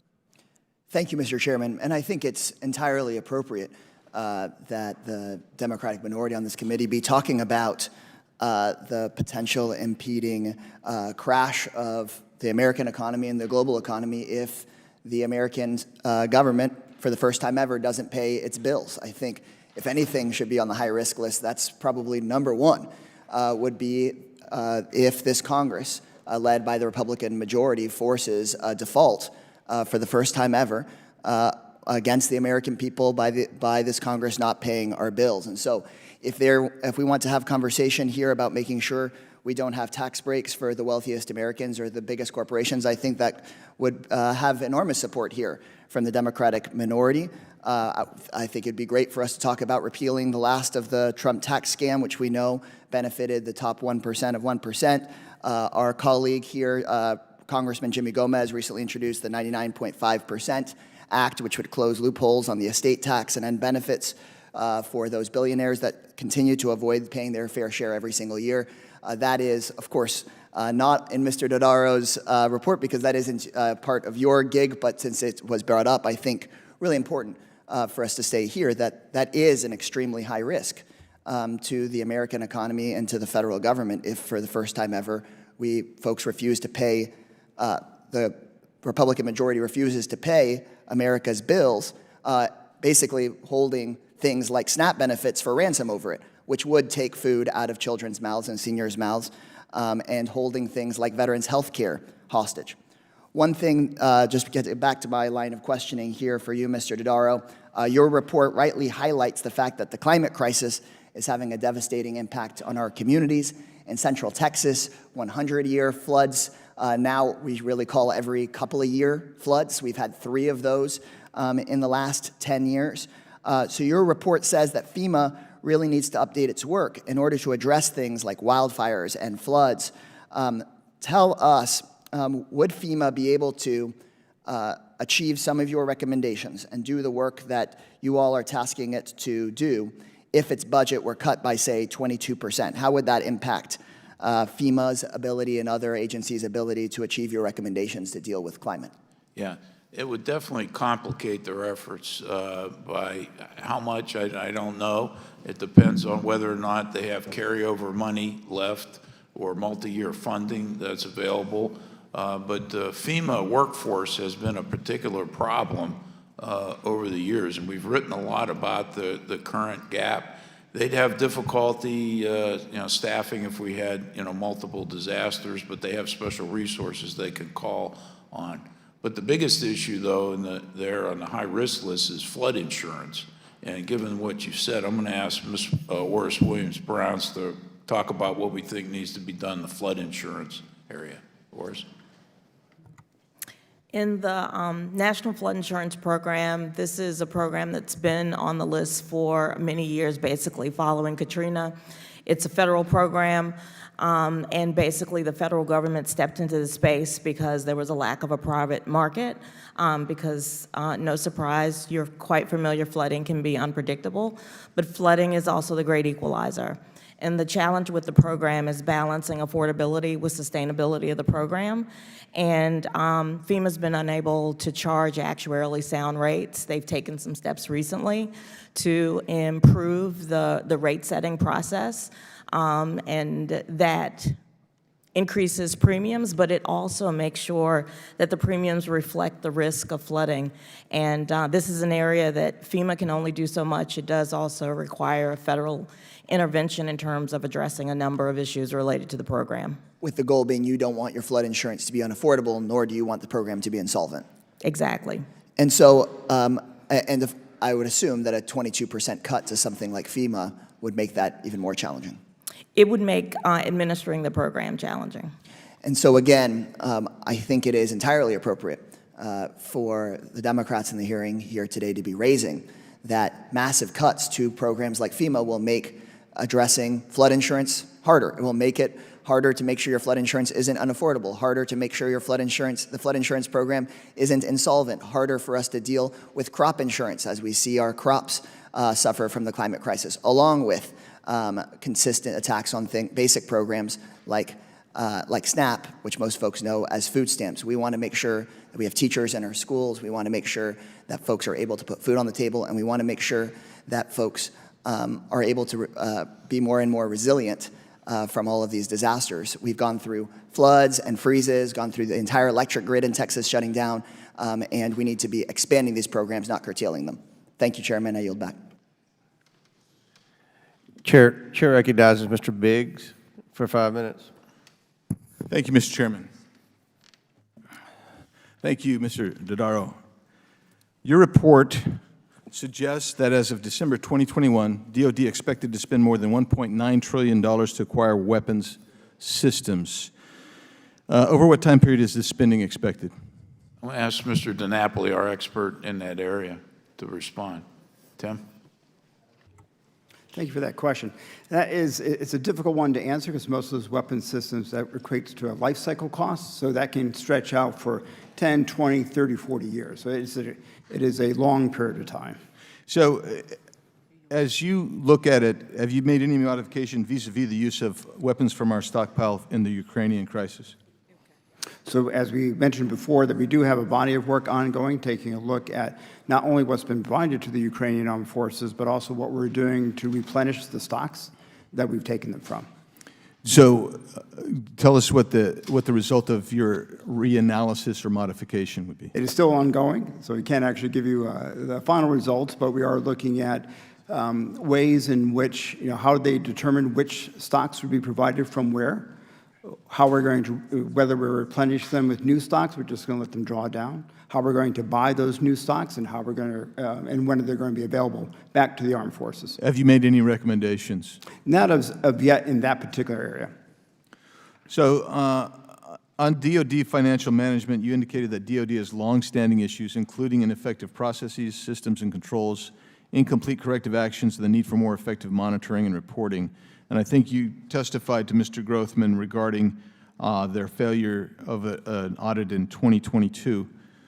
And you have flagged, DOD financial management has been flagged as high risk since 1995. Your report states that financial management issues extend beyond reporting as, quote, longstanding control deficiencies adversely affect the economy, efficiency, and effectiveness of its operations, close quote. You state that 67 recommendations remain open within DOD financial management, and that implementation of previous recommendations has resulted in a savings of nearly $4 billion in taxpayer dollars. Can you provide an estimate of the cost to taxpayers for the unimplemented recommendations? Yeah, we can look at that issue and give you an estimate. Yeah, we have done that across GAO, so I'd be happy to provide that to the committee. Yeah, I would love to see that, because, I mean, they implemented a few of them and saved $4 billion. I'd like to know what the cost of failure to implement 60-some odd. Yeah, we'll do. Thank you. On business system modernization, your report states that DOD spends billions each year to acquire and modernize business systems. However, significant challenges impede DOD's efforts to improve this systems environment. And you highlight 3 critical challenges: improving business systems acquisition, improving business systems investment management, and leveraging DOD's federated business enterprise architecture. Can you provide an estimate of the cost to taxpayers for unimplemented recommendations within DOD's business system modernization efforts? We'll have to provide that for the record.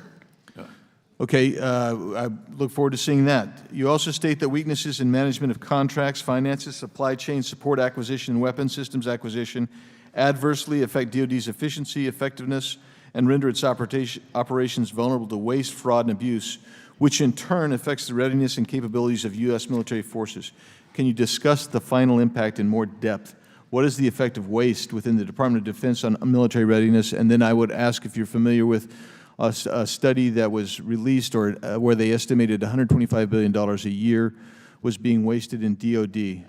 That's not an official GAO. That is a journalist estimate. So I'm curious if you're familiar with that as well. Yeah. We took a look at the study you're referring to. We'll provide some information for the record on that. It's been a while, but I remember what you're referring to, and we'll take a look at it and give you an answer for the record. Yeah, I would really appreciate that, because I would guess, I don't know whether they're accurate or not with $125 billion a year, but if they are, and we've had, and that was, I think it was a 2015 study. Yeah. So that's 8 years, and we've had inflation since then. I would imagine that the waste, fraud, corruption, duplication, whatever you want to call it, has probably increased. I would really like to know where GAO, where you stand on that, what you're finding, and I would look forward to getting that. When might I expect that? We should be able to provide something to you within the next month. Okay, 30 days? Yes, that's a month. I'll go with 30 rather than 31. But that's fine. I was hoping for you were going to say 30 minutes, but I guess I'll take 30 days. Yeah. Okay. Thank you, Mr. Chairman. Thank you. The chair now recognizes Ms. Crockett from Texas for 5 minutes. Thank you, Mr. Chair. Too often when I sit in this room listening to my colleagues on the right, I ask myself, why are we having this hearing? But today is a little different, or is it? I applaud my Republican colleagues for conducting this hearing because GAO reports highlight the reasons why we cannot and should not pass the GOP's budget bill this week. You see, my colleagues on the right want their cake and they want to eat it too. I call it hypocrisy and hype. They want to use this committee as an arm of the RNC for 2024, but they don't want to provide the American people with the actual substantive solutions. They want to point out issues in the federal government, but they don't want to give the resources to fix the problems of the American people. So let's take a look at one issue that I know my constituents care about: taxes and getting their tax refunds. I'm not even going to say tax returns. They want their refunds. Like my constituents in Texas 30 last week, I had to file my tax returns with the IRS, and like them, I want to make sure that I get my money, which ain't really anyway. But according to the GAO report that is the focus of today's hearing, the IRS, quote, needs to increase its capacity to implement new initiatives, improve ongoing enforcement and taxpayer service programs, and combat identity theft and refund fraud, unquote. I have no doubt federal employees at the IRS work hard to ensure Americans' tax refunds go into the right hands. How do I know this? Because my mom is one of those federal employees that works for the IRS. And honestly, she's the hardest working woman that I know. But even with this GAO high-risk report that one of my colleagues wanted to have a hearing on today cites that the primary reason for declines in audit rates and roughly $50 million to $250 million in payments by the government to fraudulent tax returns is because of reduced staffing due to decreased funding, because last time I checked, ain't nobody trying to work for free. So how would my Republican colleagues plan to fix this? Well, just this past January, they voted to defund the IRS even more, slashing $80 billion under the Inflation Reduction Act passed by Democrats last Congress. And now Republicans are using the GOP budget bill to cut this $80 billion to the IRS. On top of how ridiculous this solution is, I'm not even surprised that the CBO projected that in cutting this funding, the Republican budget bill would add $114 billion to the national deficit. Simply put, if Republicans really cared about fiscal responsibility and protecting American taxpayer dollars, they would put their money where their mouth is. But as we know, their budget bill represents their priorities, and it's clear that their priorities are to protect wealthy tax cheats instead of throwing the federal hammer down on them. At the end of the day, I am here to do a job, and that's to protect my constituents. So I'd like to close out by asking our witnesses the following questions. Mr. Dodaro, what steps must Congress take to combat identity theft and fraud through the IRS and improve agency efficiencies so that people can get their refunds? We have a number of recommendations for that Congress in that area. You know, one would be to require additional electronic filing. You know, rather than have the paper returns, keyed in, that's an inefficient process and induces errors into the process. I'll ask Mr. McTighe to elaborate a little bit further. But one additional thing is to give IRS the authority to set requirements for paid tax preparers. Many of the unenrolled paid tax preparers actually have greater error rates than people preparing their own taxes. So I think it would be provided better oversight over that area, and to also require more third-party information reporting so IRS could match against the records. That would provide more accurate and timely responses. Jay, would you have any additions? Those are the key ones. I guess the one additional comment I would make, Congress could provide IRS with greater authority to correct simple math errors where taxpayers have inadvertently made errors. Information differs from what IRS or the government has in its databases, and that would not only help in terms of IRS's administration, but it also would reduce the burden on taxpayers to address those errors through correspondence and back and forth with the IRS. Obviously, taxpayers need to have protections and the ability to interact with IRS too. I understand. Thank you so much, and you would agree that IRS needs resources to be able to carry out these plans, correct? I'm sorry, what was the question? I was just saying you would agree with me that the IRS does need resources in order to effectuate these plans, correct? GAO has long pointed out that IRS does receive considerable resources, and it's imperative that they use the resources that they have most efficiently and effectively. But that can only go so far, particularly with the growth in the economy and the growth in the number of taxpayers. Thank you, and thank you, Mr. Chair. Thank you. I now recognize myself for 5 minutes. Mr. Dodaro, great to see you. Thank you for coming before us to discuss a matter of the utmost importance. I commend you and your staff on the work that was put into this year's high-risk report. Many of the wasteful government programs that you identified here today have been discussed and rightfully criticized. Discussions are good and can be effective. However, discussions require follow-through to be effective. Unfortunately, Congress and the executive branch have been missing the bar when it comes to follow-through for decades. As you know, my colleague, Rep. Kilmer, and I worked on legislation contained in last year's NDAA that requires GAO to provide succinct priority recommendation reports to congressional committees. These reports would be organized by topic and contain the amount of time a priority recommendation has been open for and a cost savings estimate, among other things. So my first question is, how many total priority recommendations produced by the GAO remain outstanding? What recommendations has been outstanding the longest, and how long is that? There's hundreds of open priority recommendations. I'd have to go back and look at the winner, if you will, who's been open the longest.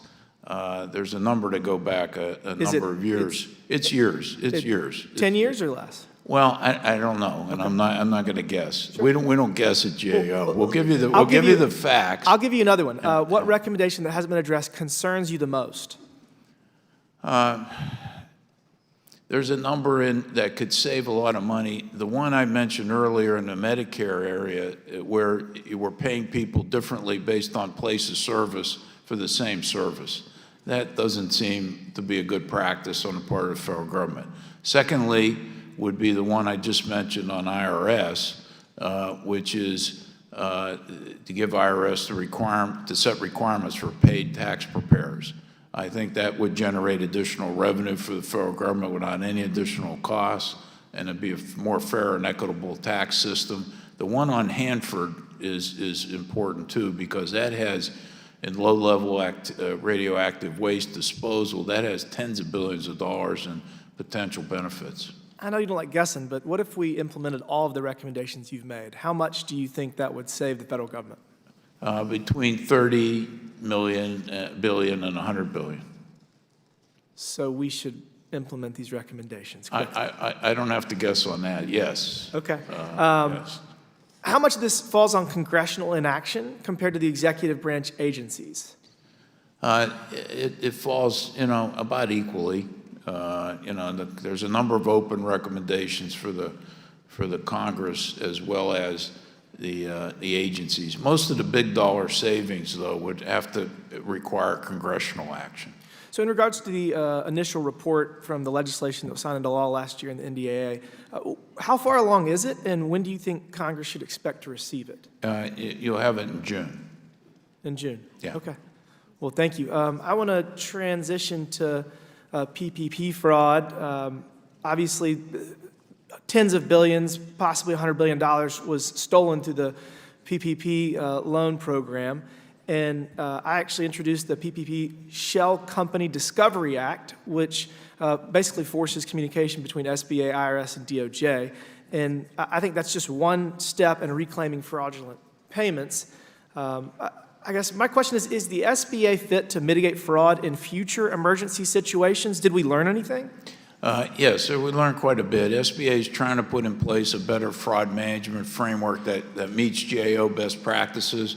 We've had several conversations with the current administrator. They've finally designated an entity, but it's not fully staffed yet. They still have to do some more work. But yes, I think we've learned some things. We're trying to put in place better practices over there. And I'm encouraged, but we're not where we need to be yet, fully. In retrospect, do you think that we should have given, the CARES Act should have given SBA access to some documents from a limited nature from the IRS to prevent what was hundreds of billions of dollars of fraud? Would that have fixed it? That would have made a big start on it. For example, they were prohibited by Congress from using tax transcripts in the emergency or the economic injury disaster loan program, where they used them for the normal program, and that put them at a big disadvantage. Even though Congress corrected that later, it still took them months to be able to get that back as control. Sure, thank you. I yield, and with that, the chair now recognizes Mr. Frost, Florida, for 5 minutes. Thank you, Mr. Chairman. My colleagues called this hearing to look at GAO's high-risk list, a place where no government agency should be, and I commend the Biden administration for making historic improvements over the past 2 years to get agencies off of this list and welcome the opportunity to help address some others. I also understand the concern of my Republican colleagues. 3 new areas were added to the high-risk list, and one in particular, the federal prison system. And, I'm kind of glad in this new interest I'm seeing from Republicans on this committee that are showing interest in how incarcerated people are being treated, even if it seems that that started just about 2 years ago on January 6th. Some of us fight against mass incarceration, unjust prison conditions, and a lack of reentry resources on behalf of our loved ones, friends, and constituents behind bars. It seems like Republicans are looking to do it only for insurrectionists. But regardless of how you got here, welcome to the fight. Mr. Dodaro, I'm curious, in the high-risk list, the GAO notes that the Bureau of Prisons hasn't evaluated programs for incarcerated folks in decades. According to the GAO, the Bureau of Prisons has a long-standing challenges, including several leadership changes, unsound stewardship of financial resources, and poor planning and evaluation of programs to help incarcerated people successfully return to society and their community. What changed in your assessment of their failures that elevated the Bureau of Prisons to high risk? Well, one was the fact that this has been occurring over a period of time. I was very concerned about that. We also looked at the implementation of the First Step Act and waited actually until their original implementation of that act. You mentioned leadership changes. They've had 6 directors in 6 different years. The staffing problems, the extensive use of overtime led to safety concerns both for the inmates and the staff. And I'll ask Charles Johnson, our expert, to elaborate a little bit more. Yes, thank you, Comptroller General. And Congressman, yeah, as the Comptroller General mentioned, there have been longstanding staffing challenges. One of the recommendations we made was that the BOP needed to collect better data, and be able to monitor and come up with a real need at which they are able to calculate their staffing needs. Currently, we're finding that they've been authorized about 40,000 personnel, and they're roughly at about 35,000. So they have a 15% gap in their staffing levels, which does impact the safety and security not only of the individuals incarcerated, but their personnel as well. There's been massive use of overtime. Overtime has increased about 100%, and we felt like they needed to also assess their use of overtime and the impact that overtime has on their operations as well, among a lot of factors as well. Thank you. And I understand that before assigning a high-risk designation, GAO assesses the effectiveness of an agency's planned or ongoing corrective actions. Mr. Dodaro, since the Bureau of Prisons was elevated to the high-risk list, has there been any signals of positive change or compliance with legal requirements? I was very encouraged. I met with the new director of the Bureau of Prisons. We talked about this. I was impressed with her commitment to addressing these issues. They're working on some detailed plans to address this area. We're going to work with them and agree on a set of specific metrics that we're going to follow to determine when we take them off the high-risk list, because it not only takes leadership commitment, it takes capacity, an action plan, and actual monitoring and demonstrating some results. So I think we're going to lay a good framework in place. Once we have those metrics, I will share them with the Congress, of course. Thank you. In Florida, we have the 3rd largest prison and incarcerated population in the nation. The Republican legislature in Florida is intent on creating new criminal penalties for reading the wrong books, treating the wrong patients, what they call the wrong patients, and who knows what other infringements on our freedom will come from the state of Florida. Floridians have a large stake in rehabilitation programs simply because we have such a large incarcerated population. What are some actionable steps that the Bureau of Prisons can implement that can contribute to them getting off of the next high-risk list? They can develop a better staffing model. They can make sure that they have a program evaluation plan for evaluating these programs to help prevent recidivism. Their latest estimate shows that about 45% of the population within 3 years after release ends back in prison. And so there's a lot of those areas that they can do, as well as specifying a little bit more about what would qualify for some of the benefits for early release right now that's allowed under the First Step Act. Thank you. The effective planning and ongoing evaluation of these programs is essential to lower risk of recidivism and ensure formerly incarcerated folks can be integrated back into our communities. Thank you. I yield back. The chair recognizes Mr. Fallon from Texas for 5 minutes. Thank you, Mr. Chairman. Mr. Dodaro, what do you think the estimated total fraud is for the PPP program? On the PPP program, we don't have a fraud estimate, but there was $36 billion estimated for improper payments. We're looking at, making that. The only one we have a fraud estimate now for is, at the low end, was unemployment insurance, which we estimated was over $60 billion. And what can we do in the future to prevent the PPP, fraud or mispayments, and also on the unemployment? First is not allow just total self-certification. That invites fraud. Secondly, was to make sure the agencies implement GAO's framework for preventing fraud in the first place. Secondly, is to require internal control plans that have special procedures for emergency loan programs. We're about ready to issue a report on a framework for that going forward, but I think it would be good if Congress required that framework in law. And also, any new program over $100 million, in my opinion, should be automatically deemed susceptible to improper payments so that there's an estimate made earlier in the process. Under the current rules, it could be 2 or 3 years before they make an estimate of improper payments. And this is what happened with PPP. I mean, the first time they did it is 2022. You know, they should have begin doing it a lot earlier, but we recommended they do, but they weren't able to do it or didn't do it.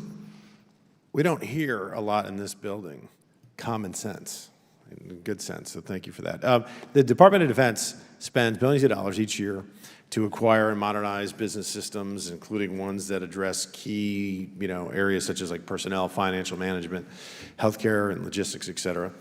And in my opinion, every time it seems like the good idea fairy visits the Pentagon, a new colonel gets his wings. I mean, it's massively bureaucratic over there, and I sit on the HASC committee. There's so much duplicative effort over there, and it comes as no surprise to me that we struggle to bridge the kind of the valley of death in a system designed like that. Through your work at the GAO, how do you think the DOD can best streamline business functions at the Pentagon? Implement leading practices. We do a lot of studies. I'll ask Tim DiNapoli to come to the table to explain about how we've used leading practices to improve their weapon systems portfolio. So through the years, as I've mentioned before, DOD has been unable to deliver weapon systems on a timely basis, and cost increases. So what we did for the last 20 years, have gone out to the private sector to look at a variety of companies and see how they develop and produce their systems. By looking at, and the companies that we identify cut across industries, so it's not one particular segment. We try to look for the best companies in particular areas. And what we've been able to do is to distill those practices that are common to leading companies. We've made a series of recommendations through the years for the department to incorporate those. And for the most part, at least in the early years, the department has been able to do that in their policies. They don't follow them on a consistent basis, which means that from a practice perspective, they're not following what the policies are. We're currently updating that work to identify new practices based on new technologies and new information. And we've identified 3 or 4 key things that the department could do in terms of trying to develop weapon systems and field them more quickly. The department has not yet implemented those in their policies. We find mixed in terms of whether or not individual programs are implementing them in their practices. So I think there's a ways to go yet in terms of how weapon systems can be acquired, but that same principle can apply to almost any business modernization system as well. Well, yeah, and that's the thing. I think it's obvious that the DOD can learn a lot from the private sector. Do you think that they're looking enough to the private sector for that help and for really just to follow that example? You don't always have to reinvent the wheel. It's always a challenge, right? Because folks within the department have a legacy system, and they're trying to maintain those. Yeah. And so trying to develop new systems requires both the maintaining of the existing, make sure we have those capabilities, and then figuring out a way to implement those new processes in an efficient, effective way. There's sometimes challenges on both sides. An efficient and effective way. That's what we're after. Yeah, one of the things that I think is important is that we've been trying to impress upon the department the importance of maturing technology before you put it into production. Oftentimes they rush ahead. Now I know that there's pressures to meet peer competition, near peer competition, and other things that force them to do that, but that leads to costly reinvestments down the road where they have to correct things. I mean, the Joint Strike Fighter is a good example of that, and we're looking at the Columbia-class submarine development. That's got some scheduling issues and others. So, but that's an important part as you sit on your assignments on the defense committees to check on is the maturity of the technology before they hit the production button. Thank you very much. Thank you, Mr. Chair. I yield back. The chair recognizes Mrs. Bush from the great state of Missouri. Yes, for 5 minutes. great state of Missouri. All right, St. Louis and I are here today for a timely and important hearing. Mr. Dodaro, it's a pleasure to see you again, and hello to all the GAO staff. Last Congress, we discussed the federal government's obligation to clean up areas where federal activities, including nuclear weapons production, have contaminated the environment. The Department of Energy knew that Coldwater Creek in North St. Louis County was dangerously contaminated in the 1960s, yet it has taken over 60 years to address this crisis. The federal government now faces $626 billion in liabilities for these cleanup responsibilities. For decades, radioactive materials from the first atomic bomb were allowed to seep deadly contamination into Coldwater Creek in my district. Toxic chemicals like radium and uranium continue to threaten the safety and well-being of my constituents and my loved ones in St. Louis. As a result, tens of thousands of people in my community have confirmed or suspected exposure to radioactive waste. That means lung cancer, bone cancer, leukemia, breast cancer, skin cancer, and that's just to name a few of the tragic impacts.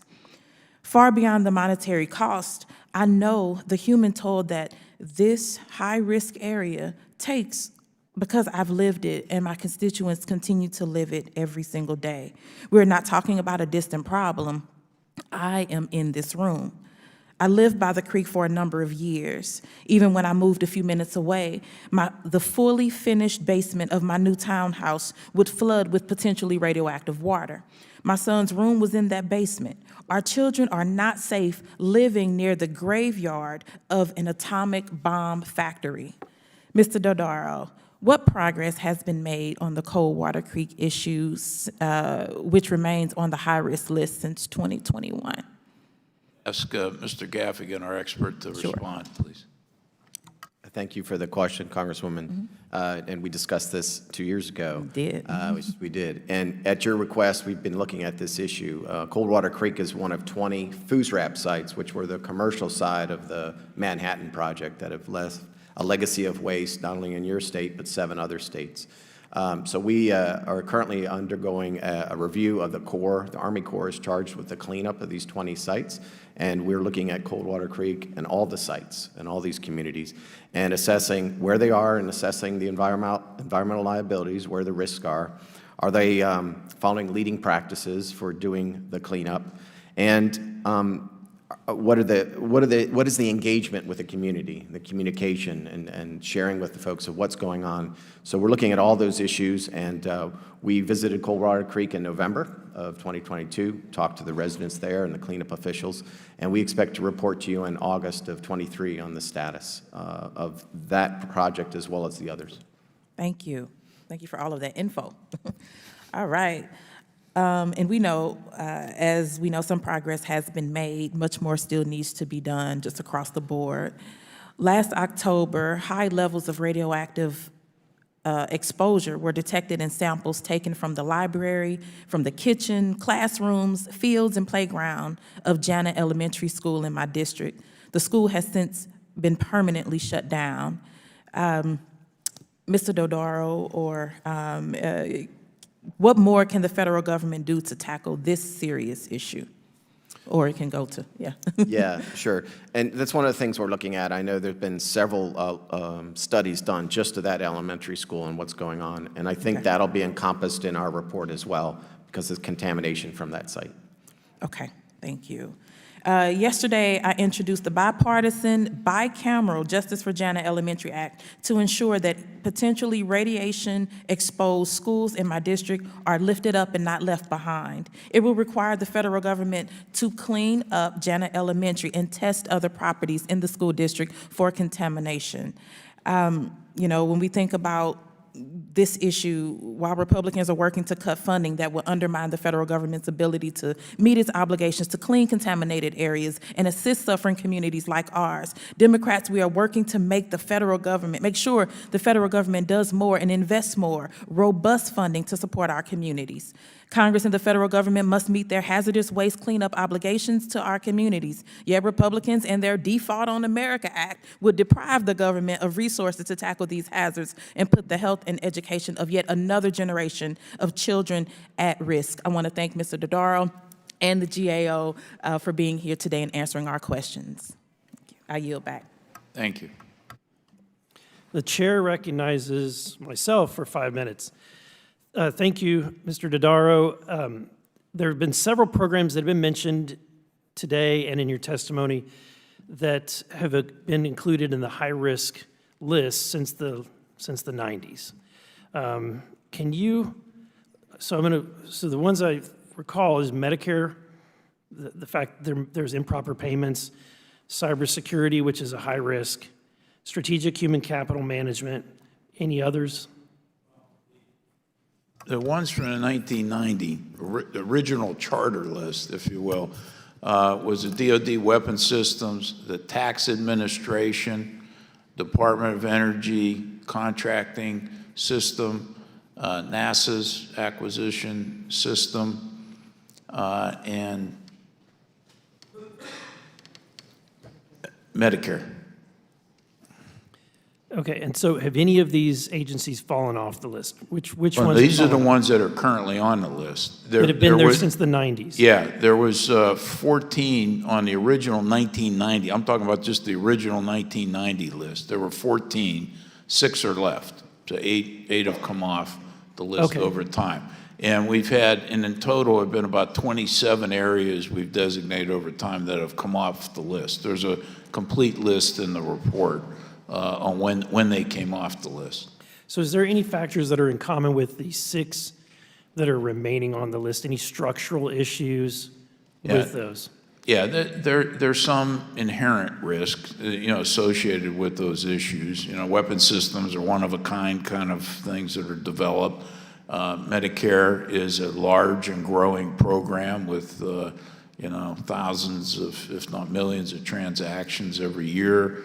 With those programs, but they're all unique. There really is not one single thing but I would also, point out that in those 6 areas, even though they're still on the list, there's been a lot of progress made and some of the financial benefits. We mentioned the $675 billion that's been saved since 2006. Some of them, a significant part of them have come from those 6 programs. Oh, that's promising to hear because, seeing that they've been on this since the 90s is discouraging. But do you have any issues with agencies ignoring the fact that they're on the list? Is there any punishment or anything that happens when an agency is identified and placed on the high risk? Yeah, the only statutory requirement is that if GAO puts something on the high-risk list, that the OMB needs to do a portfolio review of that issue. And so we've been having regular meetings with OMB, the agencies on the high-risk list, and GAO. I personally participate in those meetings. But other than that, there's no, quote, penalty. Nobody ignores us. We won't let them. And so, we're working with them, and I'd like to see, the continued leadership commitment. One of the things we take very seriously is, since these are longstanding problems, is to provide transition between administrations of having each successive administration commit to that issue, and I've had good success there. But if you could implement one measure that would save the United States an enormous amount of money and eliminate a lot of opportunity for fraud, of all the things, what would you say? Equalizing the payment process by place of payment for Medicare. Medicare, I mean, I mentioned this early. I mean, if you go into a doctor's office at a hospital or you go into a doctor's office in a private building, the government pays you more for the same treatment in a hospital than there. That tens of billions of dollars there, and it will reduce the amount of potential fraud in Medicare. And there's, I know of patients, family members that are on Medicare and were getting treatment in an outpatient setting, and they were moved. The hospital made a decision to end that service so they could move them into the hospital so they could charge more. And it happens all the time. yeah, well, and it's costly. It's costly. And you don't get any better treatment. I mean, you get the same treatment. Same So service. I've been trying to get Congress to act on this for many years. I have several of my gray hair have come from this particular recommendation. And there are many others that we have. Thank you, my time has expired. Sure. The chair now recognizes Mr. Goldman from New York. Thank you, Mr. Chairman. Mr. Dodaro, I'm going to focus a little bit on security clearances today. The government-wide personnel security clearance process was added to the high-risk list 5 years ago. Is that right? That's correct.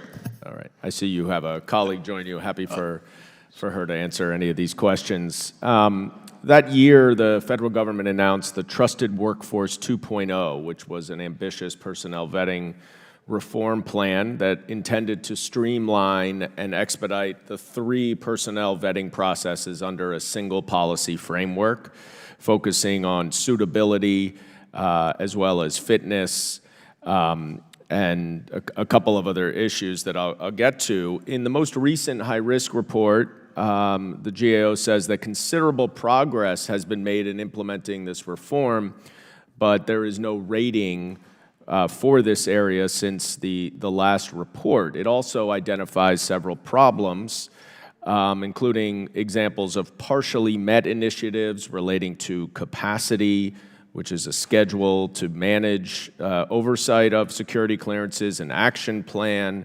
monitoring, and demonstrated progress that the changes have not fully been implemented since the GAO recommended them 5 years ago. And this is a particular importance in recent months, as you no doubt know. Between January and April of this year, dozens of classified U.S. intelligence documents surfaced on public websites, and it was determined that a leaker who was a 21-year-old IT employee of the National Guard, of the Air National Guard, who had the highest level of security clearance, was ultimately charged criminally with unauthorized retention and transmission of national defense information and removal of classified documents. Now, this individual, Jack Teixeira, regularly posted racist and anti-government content online on the gaming app Discord, on a group called Thug Shaker Central, and he was openly anti-federal government and criticized U.S. support for Ukraine. Now, this episode reveals severe blind spots in our security clearance process, especially as it relates to white nationalism and anti-government ideology. And Mr. Dodaro, what actions has the GAO taken or plans to take to address this gap in vetting white nationalist and anti-government sentiments in the security clearance process? I'm going to ask Ms. Berry, who's our expert in the area, to respond. Yeah, thank you for the question. There's a number of areas that we're reviewing with respect both to the security clearance process and also the insider threat program that exists within the department. Related to the security clearance process itself, we're looking at continuous vetting for individuals that have received a clearance. Right now, the executive branch does not have a way to assess performance of how that's working. We're also looking at the capacity of the department to develop a new management information system to track clearances and be able to grant reciprocity. We're also looking at controls related to protecting national security systems. With respect to the Insider Threat Program, we've looked at DOD's programs and have found that in some cases they were not meeting minimum federal standards to protect national security systems. So we made a number of recommendations for them to strengthen that. Good. Given the recent incident, we're going to be doing a follow-on review looking at their Insider Threat Program. All right. I'm happy to hear that. I think all or nearly all of my colleagues would emphasize and agree that this is a serious national security issue. But I am concerned that at least one colleague of mine does not seem to recognize that this is a concern. Here is a tweet from a member of this committee which says that Jack Teixeira is white, male, Christian, and anti-war. That makes him an enemy to the Biden regime. He told the truth about troops being on the ground. Ask yourself who is the real enemy, a young low-level National Guardsman or the administration that is waging war in Ukraine. Mr. Dodaro, without putting you on the spot, who is the real enemy to our national security, President Biden or Jack Teixeira, who disclosed top-secret and unauthorized information? Anyone who violates their oath to protect the Constitution would fall into that category. Thank you, and I yield back, Mr. Chairman. The chair now recognizes Ms. McLean. Thank you. Thank you for being here. The past 2 years, HHS, under the Biden administration, I think has fallen short in many areas. The GAO has concluded that HHS has failed to establish clear roles and responsibilities, provide clear and consistent communication, especially around COVID-19. As it pertains to transparency, accountability, really to ensure the public's trust to ensure public trust, and has really failed to understand key partners' capabilities and their limitations. Specifically, as the chair of the subcommittee in Oversight on Healthcare and Financial Services, I'd found that the FDA to be gravely flawed in responding to the baby formula crisis. We had a whole hearing on that. And we can say that, you know, it's Abbott's issue and it's the FDA's issue, but last I checked, we have all of these government agencies, and it's their job to oversee to make sure instances like this doesn't happen. So my question is, has the GAO identified other areas where the FDA has been deficient, right? We can't fix a problem until we can first admit we may have one. Yes, I mean, there are 2 areas on the high-risk list that involve FDA, 3, including the new one that we just added.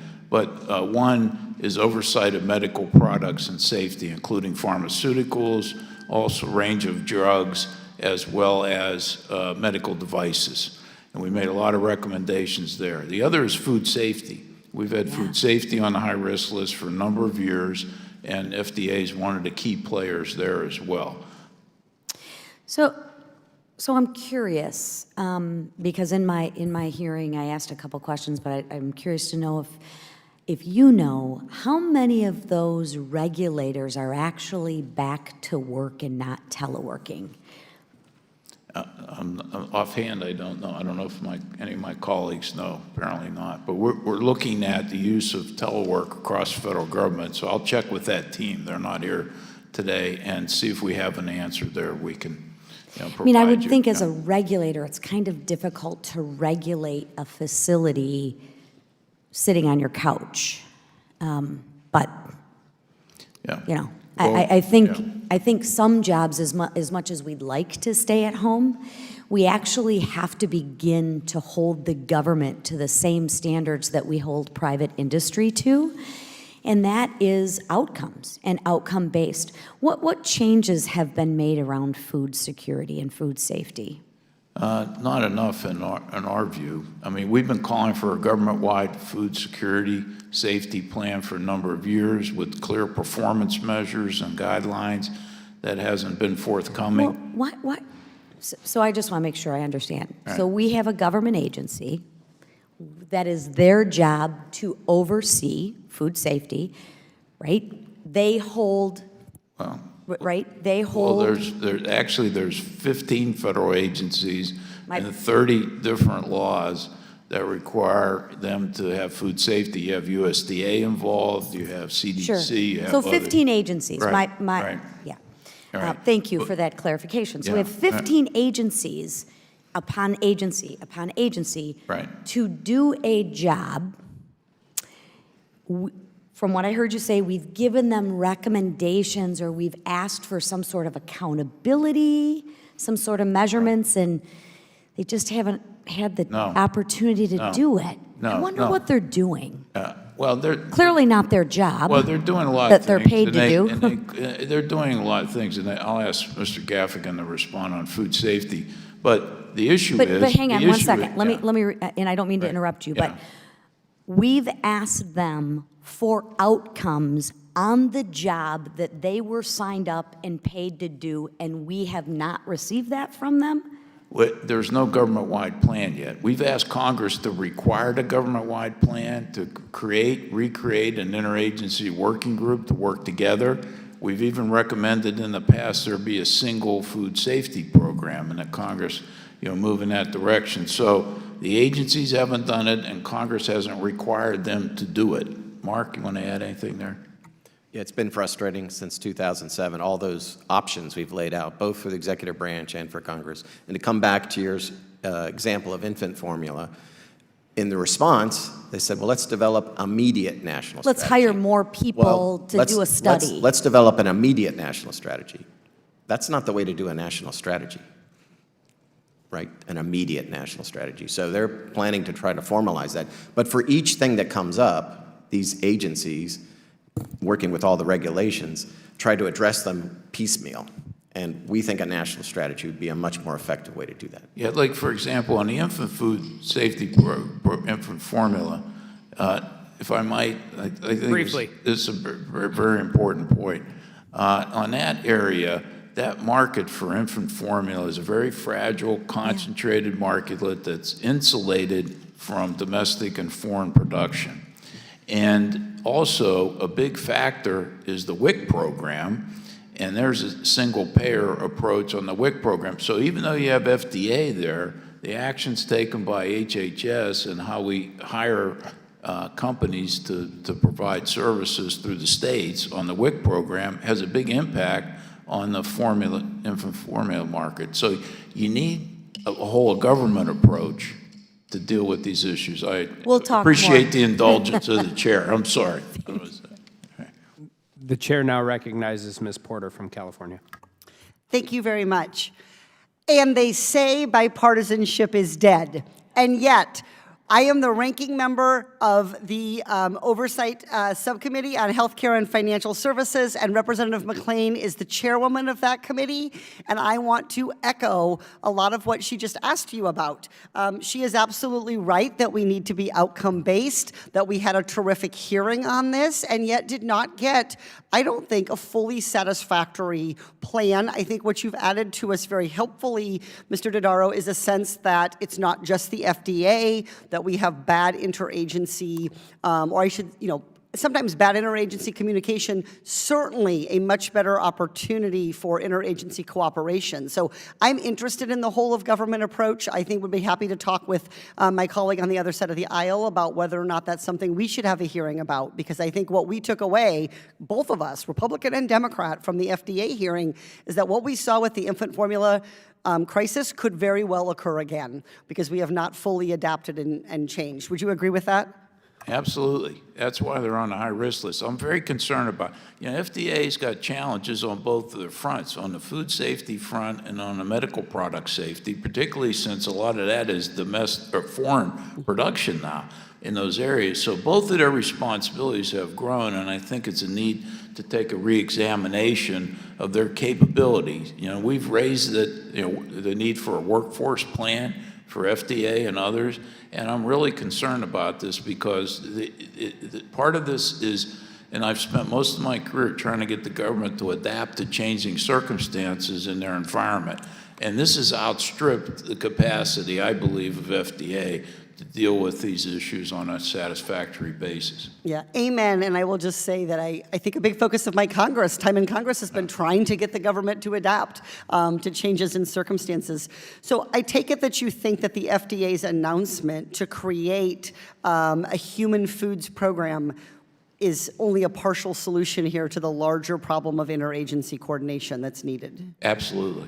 So I think that while that plan would reduce fragmentation and improve coordination, it simply isn't going to get us to the whole of government, which is where we need to be. Yeah, absolutely. It doesn't get to the root cause of the problems.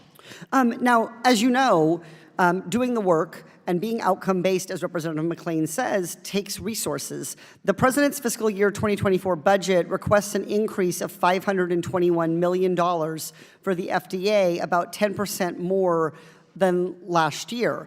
I want to make sure those tax dollars are used wisely and effectively in programs that work, but it's hard to square with the FDA improving when, in fact, House Republican leadership is asking us to vote for a bill that would slash the FDA's budget by 22% or more. You just said that they have more work to do. Is giving them less resources going to help them? It definitely is going to be a complicating factor to ensure that you have those issues well. We haven't specifically looked at squarely the issue that you're talking about, but it is an issue that has to be carefully considered because it could have serious consequences. Yeah, I want to turn to talk about the federal role in housing. Homeownership is incredibly important to American families, to their way of life, to their security, to their well-being, to their ability to have economic stability, and it's out of reach for too many, homeownership. Since 2013, so for a decade, GAO has designated the federal role in housing finance as a high-risk area. And in 2019, Treasury and HUD did work to lessen some of the risk by issuing housing finance reform plans. They had 81 administrative recommendations to the agencies. How many of these 81 administrative recommendations have been implemented? Yeah, I'm not sure offhand, but I'll ask Doris Williams-Brown, our expert, to help respond. Yes, thank you. I actually don't have the list. We're happy to do some digging and provide a response. I mean, I'm concerned that I hope you do the digging, because we actually tried to identify some of this information, and we were having trouble keeping track of whether or not Treasury and HUD, they seem to have stopped systematically tracking their implementation. And we can't tell if these are finished recommendations or unfinished recommendations, and we can't assess the risk that we still face in housing finance if they don't do that. So I would like you to both track them and put it on your website so we can see who's making progress on these 81 recommendations and who is not.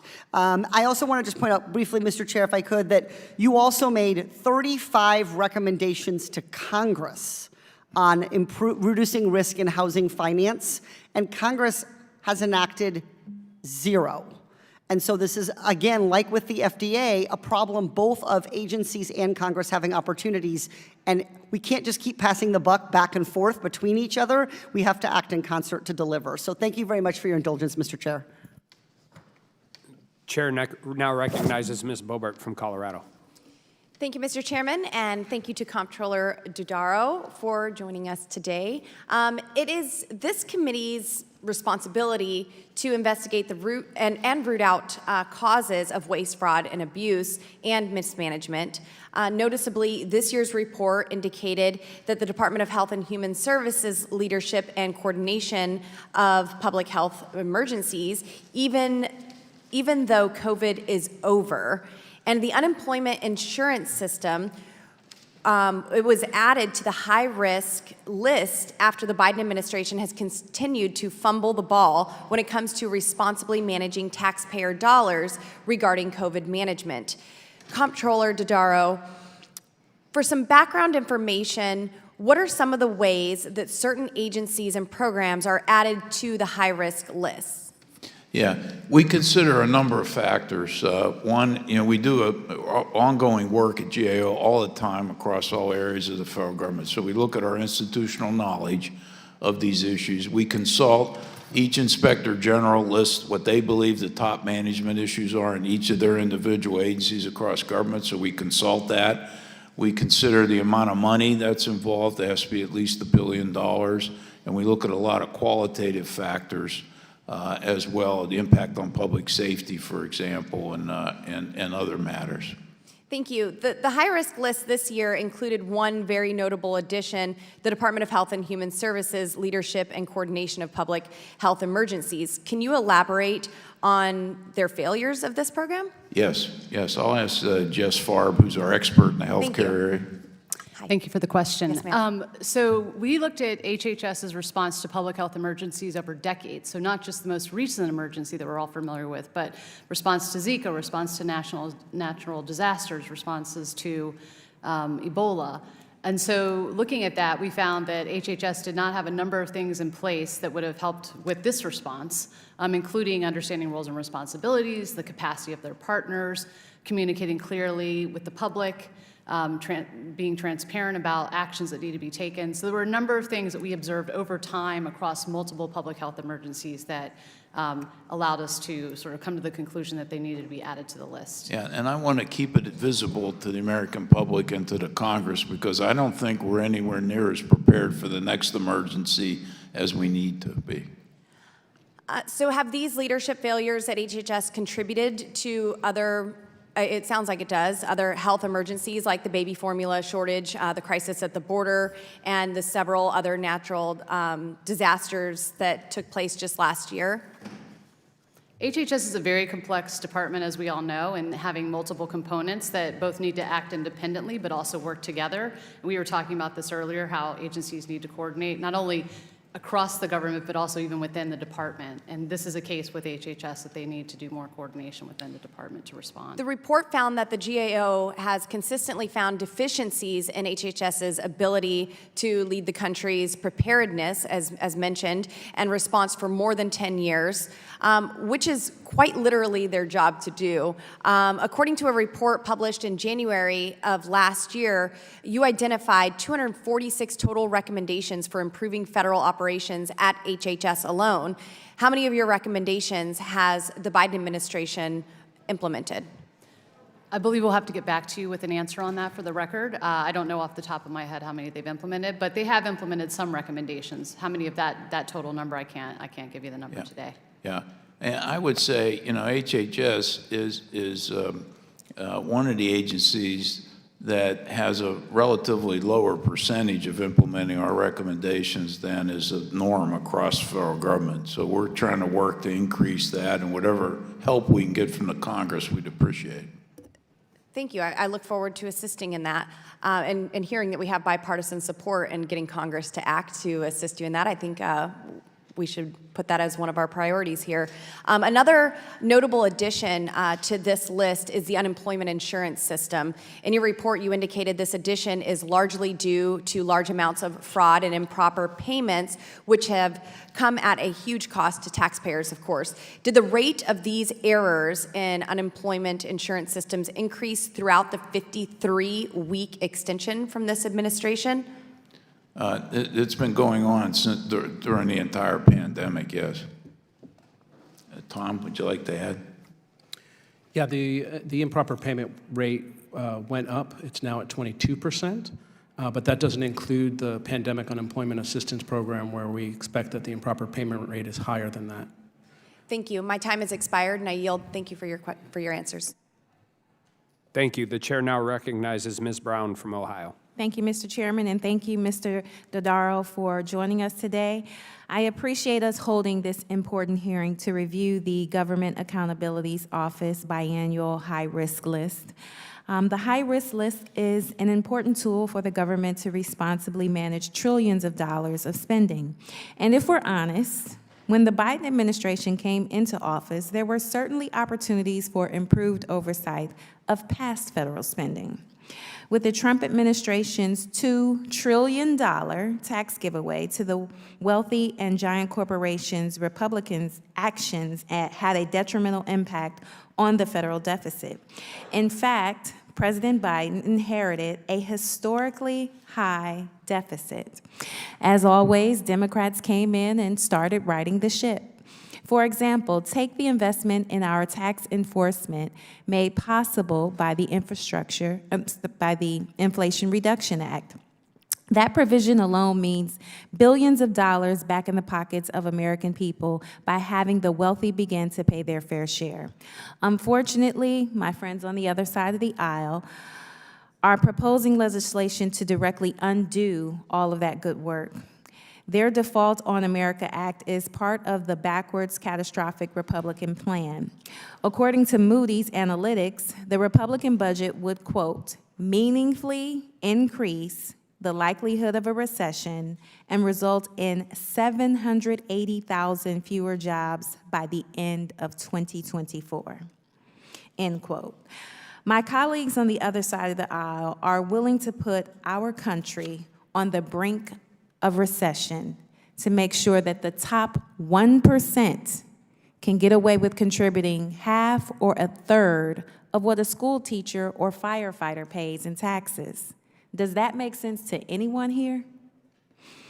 The Republicans' proposal slashes non-defense discretionary funding by 22%. That would mean cuts of more than 20% from everything like veterans' medical care to rail safety inspections and more. The Default on America Act would also threaten the strength of our federal workforce and the ability of federal agencies to fill those workforce vacancies. So, Mr. Dodaro, how would the inability to fill critical workforce positions at federal agencies contribute to an increase in high-risk programs? Well, 22 of the 37 areas on the high-risk list, 22 of the 37 are on there in part because they already have critical skill gaps and shortages.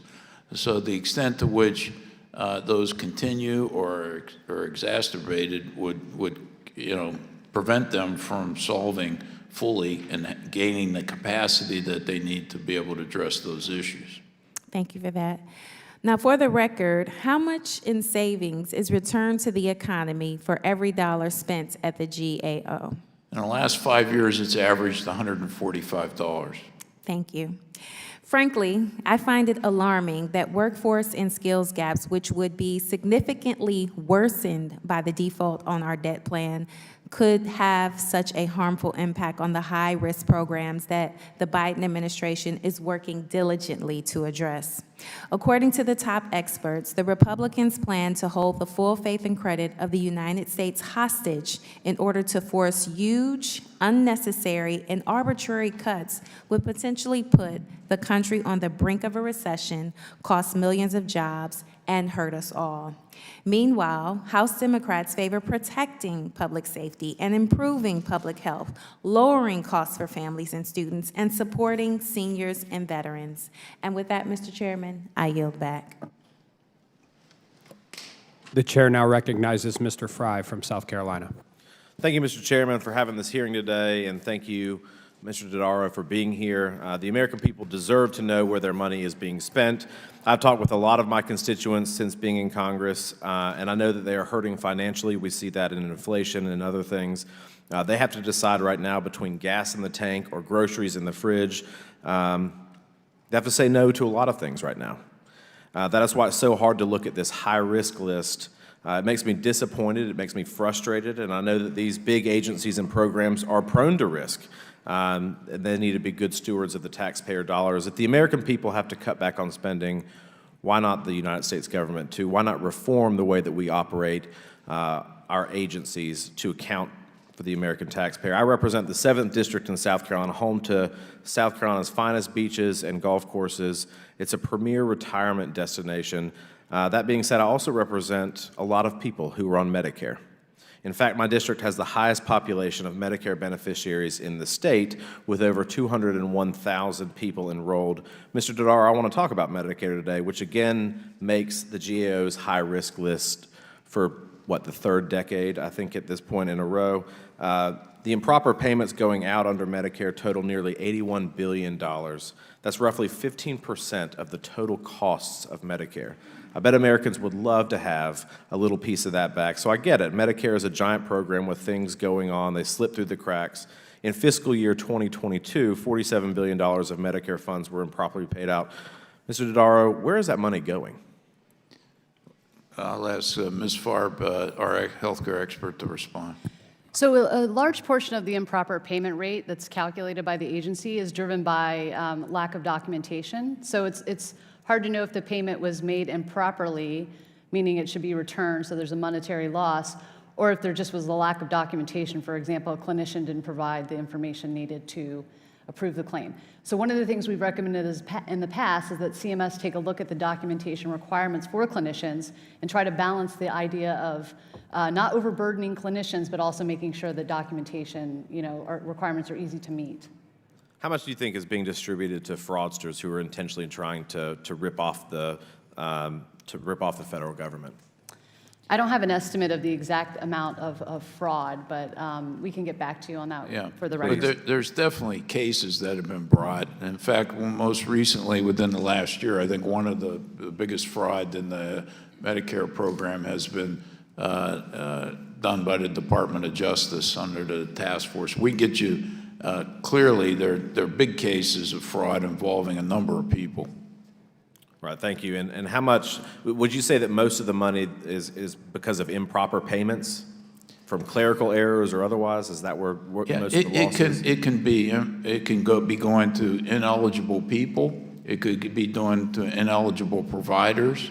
It could be going to the wrong amount. Most of this is overpayments. Some of it's underpayments, but it's a very small percentage going to underpayments. But the frustrating part, as Ms. Farb mentioned, is that in a lot of cases, there's just no documentation to tell. And, if you were audited by the IRS, they'd want to have your documentation. But a lot of the people in the federal agency said, well, it's just a documentation problem. Well, I said, we should have the same requirement when we're spending money to make sure you can adequately explain to us why you're spending that money. As if you're getting audited by the IRS. So that's a problem too. How do you think that we can prevent this? I mean, what are some steps that can be taken, these agencies can take regarding Medicare to make measurable progress here? Yeah, well, they need to, they'll need to do more audits of Medicare Advantage providers. They're way behind in those audits. They still haven't released the audits from 2011 to 2015. And Jess, you want to add? Well, also, they should allow the recovery audit contractors to conduct prepayment reviews. They get a percentage of post-payment reviews of this pay and chase model we were talking about earlier. But if they were allowed to do prepayment reviews and more of that, then that would help. And Congress has to give them some of that authority. Yeah. What changes or strategies that have been implemented in other agencies or programs to remove that agency from the high-risk list would be useful to the Medicare program if they were to apply? Well, one would be to continue to have an action plan to deal with these issues with goals and measures. Like, they don't really have a goal right now that I'm aware of anyway, where they would reduce the improper payment to a certain level. And one of the problems that we have is that you need to have a goal to know whether you're making progress or not. Now, they have been bringing down the improper payment rate, even though those are big numbers yet, in the Medicare program. The Medicaid program is going the other way. And that's, to me, a bigger problem in Medicaid than there is in Medicare right now. Thank you, Mr. Chairman. I yield back. The chair recognizes Mr. Moskowitz from Florida. Thank you, Mr. Chairman. Mr. Dodaro, good to see you again. I want to turn your attention to a high-risk area that is not necessarily on your list, but it's an issue that the GAO has published a number of reports about, and that is the risk of defaulting on our national debt. Mr. Dodaro, what would happen if the United States defaulted on our national debt? I think it would have relatively catastrophic effects. You know, one of the reasons that, you know, the federal government, where the dollar is the, you know, the reserve standard, is because we have most of the most liquid markets, treasury markets in the world. And that provides a lot of safe, reliable investments on the part of a number of people. That's why a lot of reserve banks in other countries purchase treasuries. And I think, you know, we're borrowing such large amounts of money at a high pace that if we defaulted on our debt, I think we'd have a very difficult time convincing other people to borrow us. I mean, if you lend money to somebody and they didn't pay you back in time, would you give them more money? And we're pretty dependent on having. Do you want me to answer that? I can. Yes, just that's fine. But I've been trying for at least 6 years now, maybe longer, to try to get the way we set the debt ceiling changed. I think the way we have it now, you know, we're only one of 2 countries in the world that do this. The other one's Denmark, and they set their debt limit so high they'll probably never get there. So this is a problem. Right now, people, and what we've seen around these debt impasse periods is that people stop purchasing treasuries that might mature around a date, that there may be a potential default on this, so it distorts the treasury markets. It causes us... Even Yeah. before a Right. default. Yeah, absolutely, absolutely. Well, and also you see, given the interconnected nature of our markets now, let's take, for example, just Silicon Valley Bank and Signature Bank, 2 relatively small banks in the scheme of things, but even there can have potential systemic repercussions. So I think a default would have enormous repercussions here and would affect not only our economy, but have ripple effects throughout the world. Yeah, and since 1960, the debt ceiling has been raised 78 times, 49 times under Republican presidents, 29 times under Democratic presidents, 18 under Ronald Reagan, 8 times under Bill Clinton, 7 times under George W. Bush, 5 times under Barack Obama, 3 times under Donald Trump. And, you know, this debt ceiling brinkmanship that we go into, I mean, I want to talk about how damaging, you know, you think that is as well. Just this continued conversation that we always have to have because the debt ceiling is used as leverage for other issues. Yeah. Well, it hasn't yet ever changed the trajectory of the long-term path of the federal government, which I've reported is on an unsustainable fiscal path. But it does raise the interest rates that people want to have to borrow us money. So in addition to distorting the liquidity, affecting the liquidity in the treasury markets and people avoiding purchasing treasuries, it costs us more money in the short run to borrow additional money. So it's really not, you know, an effective way. Like, for example, we've recommended that the debt ceiling be raised at the time Congress makes the appropriation decisions, you know, so it's done as a unified basis, or that Treasury have the ability to raise the debt ceiling whenever it's needed based upon the laws that Congress has already passed. All it does now is allow Treasury to borrow the money that Congress has already authorized and the President signed into law. Right, and you know, we hear from our colleagues about the economy and the fall of the dollar and the fact that the dollar is the currency for the world and the rise of China, and we have a China Select Committee. I mean, nothing, in my opinion, could be more fuel for the rise of China and the fall of the United States in the eyes of the world than defaulting on our debt. Do you agree with that? Yes, I do. But it will have economic but reputational consequences that will be felt for years if we ever defaulted, and I hope we never do. No, thank you. I yield back. The chair now recognizes Ms. Luna from Florida. For those of you tuning in, each Congress, the Government Accountability Office provides a list of programs and operations that are susceptible to fraud, waste, and abuse management or needs improvement. As of 2023 in April, there were 37 areas on the high-risk list, one of which was improving federal oversight on food safety, which is an area that still needs major improvement after being added to the list back in 2007. In the United States, the safety and quality of food is overseen by around 30 federal laws and are administered by 15 federal agencies.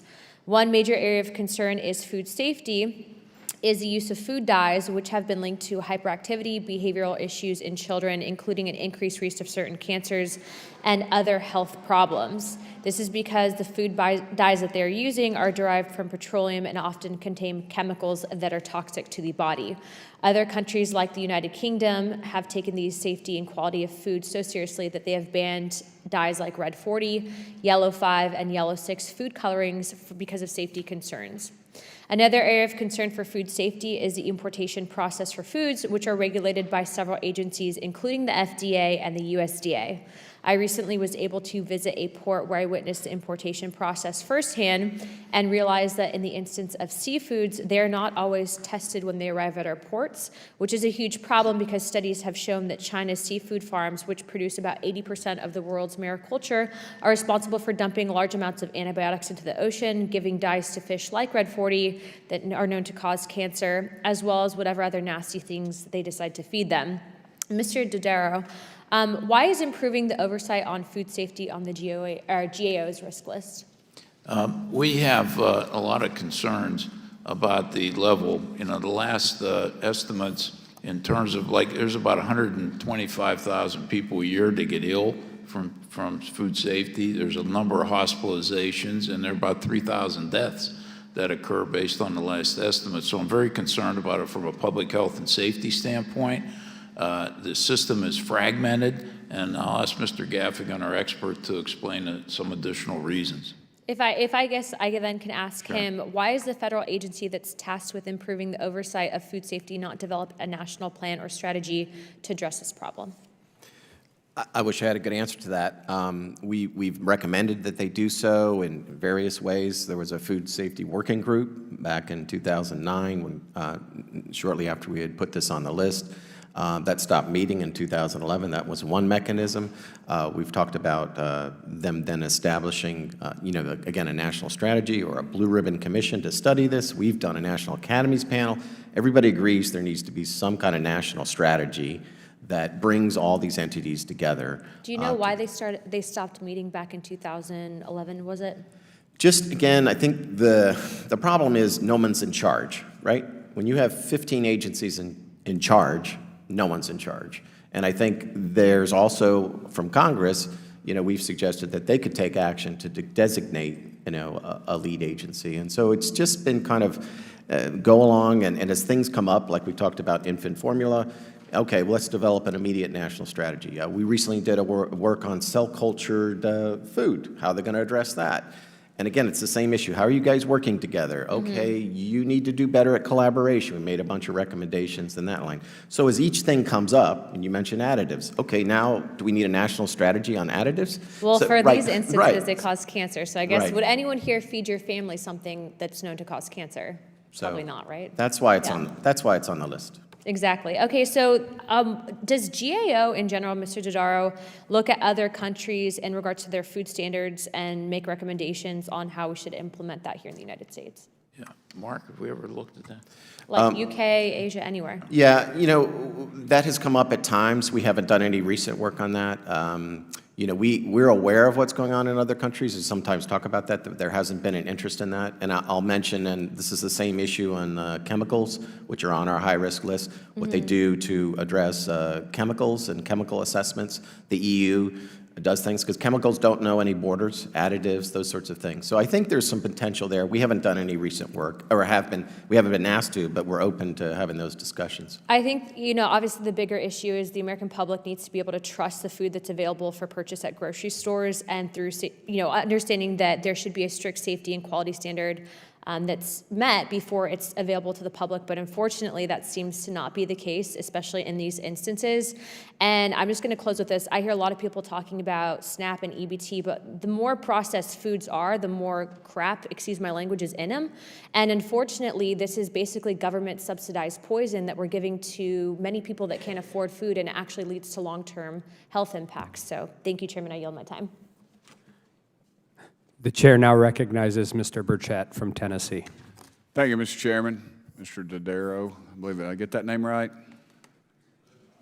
What is it? How do you say it?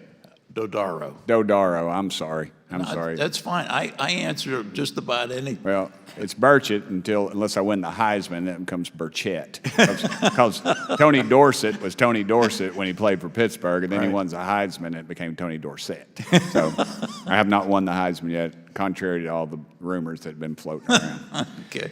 Thank you, brother, for being here. And I know y'all got up this morning and thought, wow, I'm going to go before Congress. This is going to be awesome. And I can tell you're really just enjoying it. We didn't bring y'all, Mr. Chairman didn't bring them a food plate out for anything.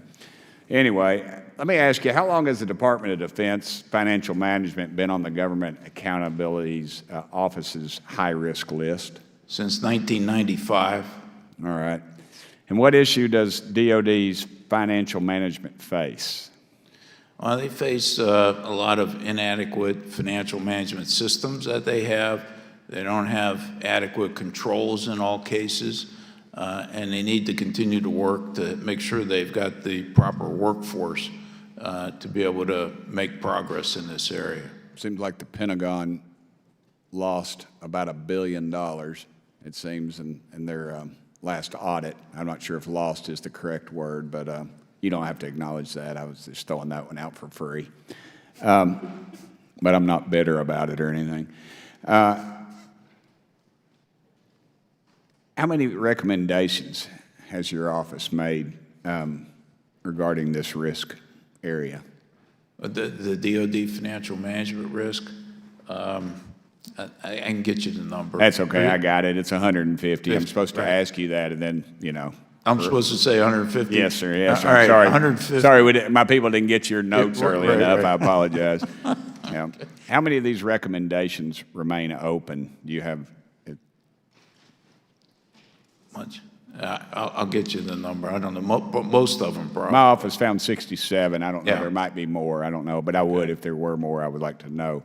Well, what criteria does DOD's financial management need to meet in order to be removed from the high-risk list? They have to get an unqualified or unmodified audit opinion, a clean audit opinion for at least 2 years. 2 years? At least 2 years in a row. I guess, when was the last time they did that? I'm just Never. Never? Well, that's an honest answer. Let me switch gears a little bit, sir. Are you aware that the DOD is, well, yeah, you're aware they've 5 consecutive audits? Does that sound accurate? Yes, that's what they've tried. They're supposed to have been doing this since 1996, but in many years they didn't even try. How long have you been on the job, this bunch? In June, I'll have been in GAO 50 years. All right. I'm just 58, so I was 8 years old when you started up here. How's that make you feel? Fine. Good. That's a good answer. Good answer. Not in my questions either. I've had so much caffeine today, I'm just letting you have it. Okay, in the 2022, the DOD could only account for 39% of its $3.5 trillion in assets and $3.7 trillion in liabilities. Are you aware of that? Yes. Okay.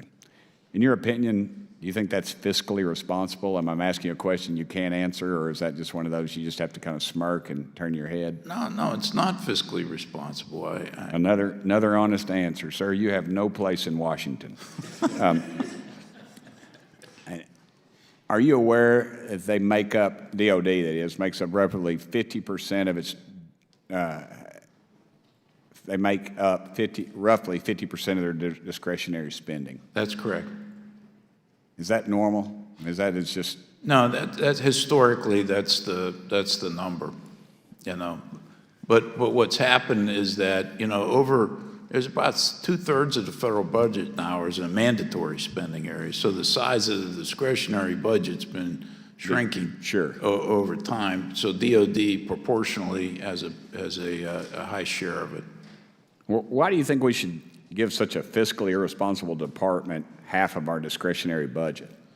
Well, those are policy decisions by the Congress that are made. And clearly, they have an essential, critical mission to fulfill. We have a lot of, adversaries, and we need to do it. We need to provide it. But whether or not Congress should allow them to have less oversight on this matter, I would say that they shouldn't. and the Congress, we should have more oversight. All right, well, that's the end of my question. I want to say thank you. You've given me very honest answers, and I appreciate that. I've been up here 5 years. Some of these old timers, you know, they've seen them come and go, you know, back when Teddy Roosevelt did it. But I want to thank you. You've been very honest and forthcoming, and that speaks well for you and those folks that work with y'all. Thank you very much, sir, ma'am. Chair recognizes Mr. Langworthy from New York for 5 minutes. Thank you very much, Mr. Chairman. And first of all, I'd like to thank you, Mr. Dodaro, for being here today and being so forthright with our panel. The high-risk list is a valuable tool for the Committee on Oversight and Accountability, and I'm very happy to have the opportunity to hear from you here today. I want to start today by looking at cybersecurity. GAO listed cybersecurity as an area needing significant attention. Can you explain why this is? There's enormous risk to our country, both in terms of sensitive information being able to be accessed, denial of service attacks, shutting down of our critical infrastructure in a number of areas. So this is enormous as all organizations, public and private sector, have been more dependent on the internet and more on computerized systems, both industrial systems as well as information technology and other operational systems. Our exposure is enormous, and it is something that hasn't been adequately addressed. I first raised this issue in 1997, critical infrastructure protection, 2003. And so the government's still not operating at a pace commensurate with the serious evolving threat. Now, we've articulated at least 4 areas and 10 things that need to be done, and Mr. Marinos, our expert, can elaborate on that, Congressman. Very good. Yeah, Congressman Langworthy, I think ultimately the critical path is clearly there. We have been calling for decades for a comprehensive strategy to be established. We've seen the last 5 administrations, including this one, put forward a national strategy. The rubber's going to meet the road with implementation, because ultimately the threats are going to be pervasive, they're going to be ever evolving, and if we're not able to determine whether or not we're doing an effective job at protecting our nation against them, we're always going to be behind. It seems like something that an endless supply of resources can go towards, without necessarily achieving what we need to do. Since 2010, GAO has made 4,000 recommendations, and approximately 670 of those have been made in just the last 2 years alone. Is there a reason why less than 1/4 of the recommendations have been satisfied? This area hasn't been given enough priority, in my opinion, by the top leadership and the departments and agencies all along. With these recommendations we make are very specific. They should be able to be implemented in a much more rapid fashion, particularly since the evolving threat is happening at a more rapid pace. So we're falling further and further behind, in my opinion. Do you have anything you'd like to add? I would wholeheartedly agree. Ultimately, it's about agency leadership committing resources to actually addressing the issues, as the Comptroller General noted. In fact, many of our recommendations are very technical and very specific in nature. So in many ways, we're providing a roadmap for the agencies to implement them. A lot of times, they're challenged by legacy systems that need to be updated in order to actually improve security. But at the end of the day, if agency leadership commits resources to it, they can do a better job than they have so far. So most of the GAO's criteria, they're all rated as partially met. Now, the same rating that they had in the last Congress. How does GAO measure progress for each criterion?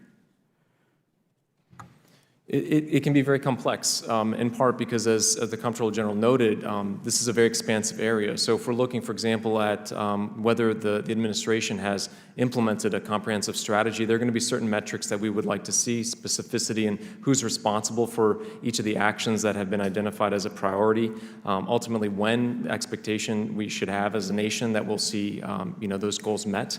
But if you're looking at, for example, specific agency information security issues, then those those measurements are going to come ultimately at seeing improvements in key areas that federal legislation calls for not only the agencies but the inspector generals to assess on an annual basis. So those would be things like addressing weaknesses in a comprehensive and a quick manner, and being able to see that they're able to continuously monitor the protections that they've put in place. Very good. I think we know the risk to national cybersecurity if these criteria don't improve. But what recommendations in closing would you have for us as members of Congress in relation to protecting our digital privacy and hardening our systems? Yeah. Actually, one is to hold oversight hearings on the implementation plan when it's developed, and get our critique of the implementation plan, and then have steady progress reports on that plan and whether it's being executed on time. We've also recommended that Congress update the privacy laws. You know, the original Privacy Act was passed in 1974. There have been some modest changes, but it's completely out of date in terms of protecting the privacy of American citizens. Thank you very much. I yield back. Gentleman yields back. Chair recognizes Mr. Armstrong from North Dakota for 5 minutes. Thank you, Mr. Chair. You know, if there's ever a more somber and sober example of bureaucratic inertia and inefficiencies lasting for more than one administration and spanning across, I think this hearing is always a really good example. And, you know, we continue to speak about funding and resources, but also at the same time, over the last half a century, Congress has abdicated its responsibility and allowed many of these agencies to continue to expand their scope while they often suffer on providing the basic needs and basic services in which they were originally designed to do. And I wish some of my colleagues, particularly Mr. Frost from Florida, was here, because with all due respect, Mr. Dodaro, and you have a great report on Bureau of Prisons, we think they could use a little motivation, and we've dropped a bicameral, bipartisan bill on Bureau of Prison Oversight reform. And if we get a little chance, we'll get back to that, but I'd like to start with something that's important to my state and my jurisdiction. The Bureau of Indian Education was added to the GAO's high-risk list in 2017, but I think we all recognize the problems persisted for decades before that. And BIE is still on your high-risk list. I believe that one of the reasons for this is that BIE bureaucracy does not have the necessary flexibility to adapt and meet the needs of various tribal communities where students attend either tribally controlled or bureau-operated schools. The needs of tribal communities vary from tribe to tribe, and the most important partners in education are parents, teachers, administrators, and tribal governments. The foundation of this relationship is the engagement between the BIE and individual constituencies for each school system. Given the unique needs of tribal education, has GAO evaluated BIE's community engagement methodology? We definitely have pointed out that there needs to be more engagement between the federal agencies and the community. This is something that's very important. You know, I've created a special tribal council of representatives to give me advice and our people at GAO about how to get better engagement. And we see this from time to time when we look at different programs that involve tribes and their representatives, and there needs to be more engagement. They want to have more engagement, and they have different needs. And so I think it's very important that the federal agencies have more aggressive community engagement. Yeah, I mean, even in a state like North Dakota, just the varying different communities, even within one state, are so varyingly different from one another. And I mean, they all suffer from, I mean, at least there, they suffer from the dual impact of rural and a lot of traditional headwinds that they've been looking at essentially since they were formed. So in 2022, the GAO testified before Congress that the federal government works with the tribes towards the goal of ensuring that interior-funded schools are of the highest quality and provide for the basic elementary and secondary educational needs of their student population, including meeting their unique educational and cultural needs. Yet the graduation rate in BIE schools is 53%, and the national average graduation rate of all Native Americans is 69%. I'm concerned that the systemic issues at the BIE, including lack of sufficient community engagement and an overly bureaucratic operating structure, contribute to lower graduation rates and student successes. If the graduation rate at BIE schools is only 53%, do you think the BIE is meeting their goal of ensuring schools are of the highest quality and providing an education? No, not at all, and that's why they're on the list. You know, they have staffing shortages over there, about 27% understaffed. They really haven't focused on technology needs of the schools, and in today's environment, if you don't do that, you're really disadvantaging. Well, and they're students. suffering 30 years of very much understanding the difference between appropriated and authorized. I mean, the deferred maintenance lists on in tribal education systems are fantastic. It's hard, and they know it. And if they didn't know it before COVID, they knew it just like everybody did after COVID. And having reliable access to the internet and technology is absolutely essential for 21st century education. Right. The flip side to that is it's a little hard to do that when you have kids wearing parkas and hats because you haven't had windows replaced, even though they've been authorized to be replaced for the last 30 years. So yeah. The condition of the schools was the other reason we put them on the list, and to have better construction assistance.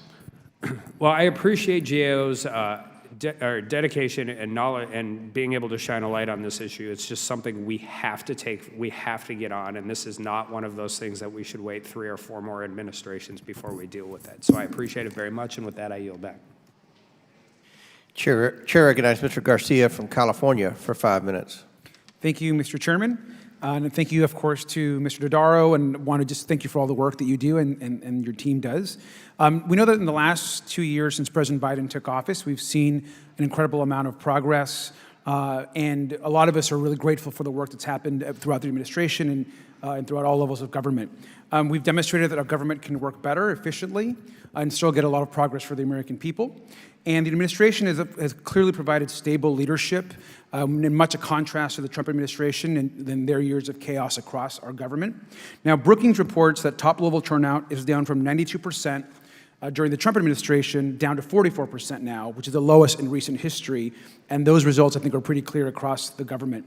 Now, Mr. Dodaro, since the last 2021 report, of the 34 high-risk areas that the GAO identified, that have been identified, how many of those have seen improvements of those 34? 16. And that's essentially half of those areas. So those improvements in the last 2 years have happened under President Biden. And how much financial benefit total has that brought through those improvements?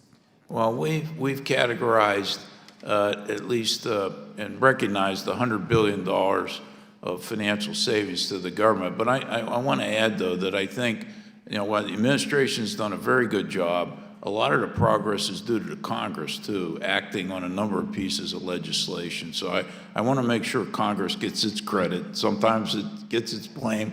In this case, they deserve some credit, along with the administration. I'm very pleased with their engagement. So approximately $100 billion in financial benefit, improvements to 16 of the 34 high-risk areas, obviously support for the work the Congress is doing as well. All seems to be very good news and a good direction. And Mr. Dodaro, since the GAO began publishing the high-risk ratings, has any congressional term yielded more progress than the last Congress in the 117th? No. So I wasn't a member of the 117th. I wish I was, looking at those numbers, but I do want to congratulate the work that's done in the last 2 years for the incredible savings and really reforms that have made our government work better for the American people. And so I want to note that.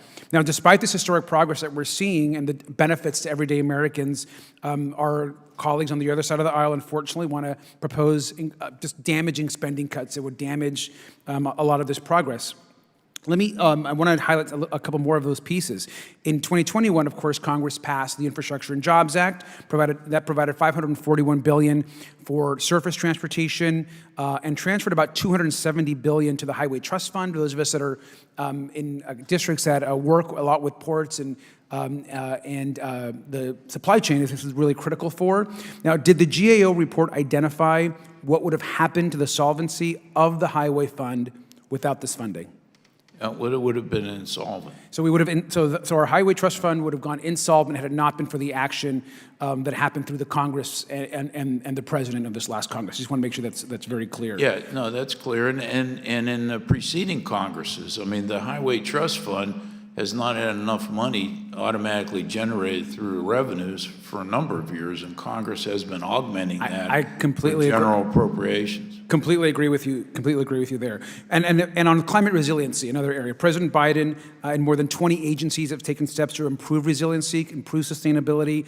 Did the GAO identify what happens to the government's fiscal exposure if we don't address climate change? Fiscal exposure will continue to grow. I mean, that's why we had to have it on the high-risk list. It's very important to build resiliency up in front, but also as part of the, in 2018, Congress passed legislation to allow some of the recovery money to also go toward building back better than what you did before, rather than just replacing what was there. Absolutely. And just to be clear, investments in climate change lower the government's fiscal exposure. And that's something that has been pretty clear in what you're saying. Investments in climate change are actually good for the government, good for efficiency, and obviously important for us to save our planet and our country. So thank you for reinforcing that. And of course, despite of all these incredible progress that the last Congress made, the president made, Republicans are still trying to propose cuts across our government, which is really unacceptable. They're getting investments in climate, they're getting investments in all the great work that happened in the Infrastructure and Jobs Act. And so thank you for pointing out the actual progress has been made through President Biden and when we had in the 117th Congress, when Democrats controlled the House. With that, I just want to thank you again for your service and the service of your team, and I yield back. Gentleman yields back. That concludes our questioning phase. In closing, Mr. Dodaro, I want to thank you and your staff for being here today for this important testimony. I now yield to Ranking Member Ocasio-Cortez for her closing statement. Thank you, Mr. Chair, and I would like to thank Mr. Dodaro again for his insightful testimony today, along with plenty of the GAO staff who have come up to help as well. You know, we are very proud of much of the work and much of the progress that's happened over the last 2 years to help achieve the most progress in the high-risk areas since the GAO started its ratings about 8 years ago. We clearly have a lot of work to do, but the momentum is on our side. This progress means better results for the American people, including easier access to hard-earned benefits, a more effective government, and billions of dollars in savings that can be used to help Americans elsewhere. As we've heard today, it is absolutely imperative that we maintain this momentum and do more to improve federal government operations, not less. And let me be clear, the Republicans' Default on America Act, which they are working to pass imminently, would do less for the American people, a lot less. The disastrous cuts would force federal agencies to shift their focus away from addressing high-risk areas as they struggle to triage the effects of depleted workforces and decimated resources. Mr. Dodaro also clearly explained today that debt limit brinksmanship and the prospect of a default clearly present grave dangers to the American people as well. Republicans should not be holding the full faith and credit of the United States government hostage to force these dangerous cuts. Working to reduce risk to the American people should be a bipartisan priority. And risking default will make the risks we've discussed today even worse. Republicans should stop pushing through this short-sighted, penny-wise and pound-foolish debt bill, and the American people can all improve and deserve a better outcome. But that being said, I think that there were multiple areas identified today where there is bipartisan collaboration, from Medicare to Postal Services, and I look forward to working with the chair and colleagues on those areas of common interest. And I yield back. Gentlelady yields back. Thank you. And Mr. Dodaro, thank you again for being here today and for sharing these incredibly valuable insights with the committee. I'd also like to extend our gratitude to the GAO staff for their work on all of these issues and for answering our many questions on ways to improve the functionality of the federal government. As we've heard here this morning, the 2023 high-risk list is a valuable tool for Congress to help identify areas that need the most oversight. And we know that effective oversight works. When Congress, and more specifically this committee, holds agencies accountable for their ability to provide taxpayer-funded services, we see more efficient management of federal resources, and Congress can make more informed decisions about what programs really work. In the past 17 years alone, we know that this report has helped save approximately $675 billion in federal resources, and there's still more work to be done. I believe we found several areas of bipartisan interest at this hearing, just as Ms. Ocasio-Cortez said, including better oversight of our postal system, baby formula shortages, and food safety. I look forward to working with my colleagues across the aisle to continue to oversee all the federal programs mentioned here today and ensure that they are performing to the standards that taxpayers expect to see from their government. Thank you again for your testimony here today, and with that, and without objection, all members will have 5 legislative days within which to submit materials and to submit additional written questions for the witnesses, which will be forwarded to the witnesses for their response. If there is no further business, without objection, this committee stands adjourned.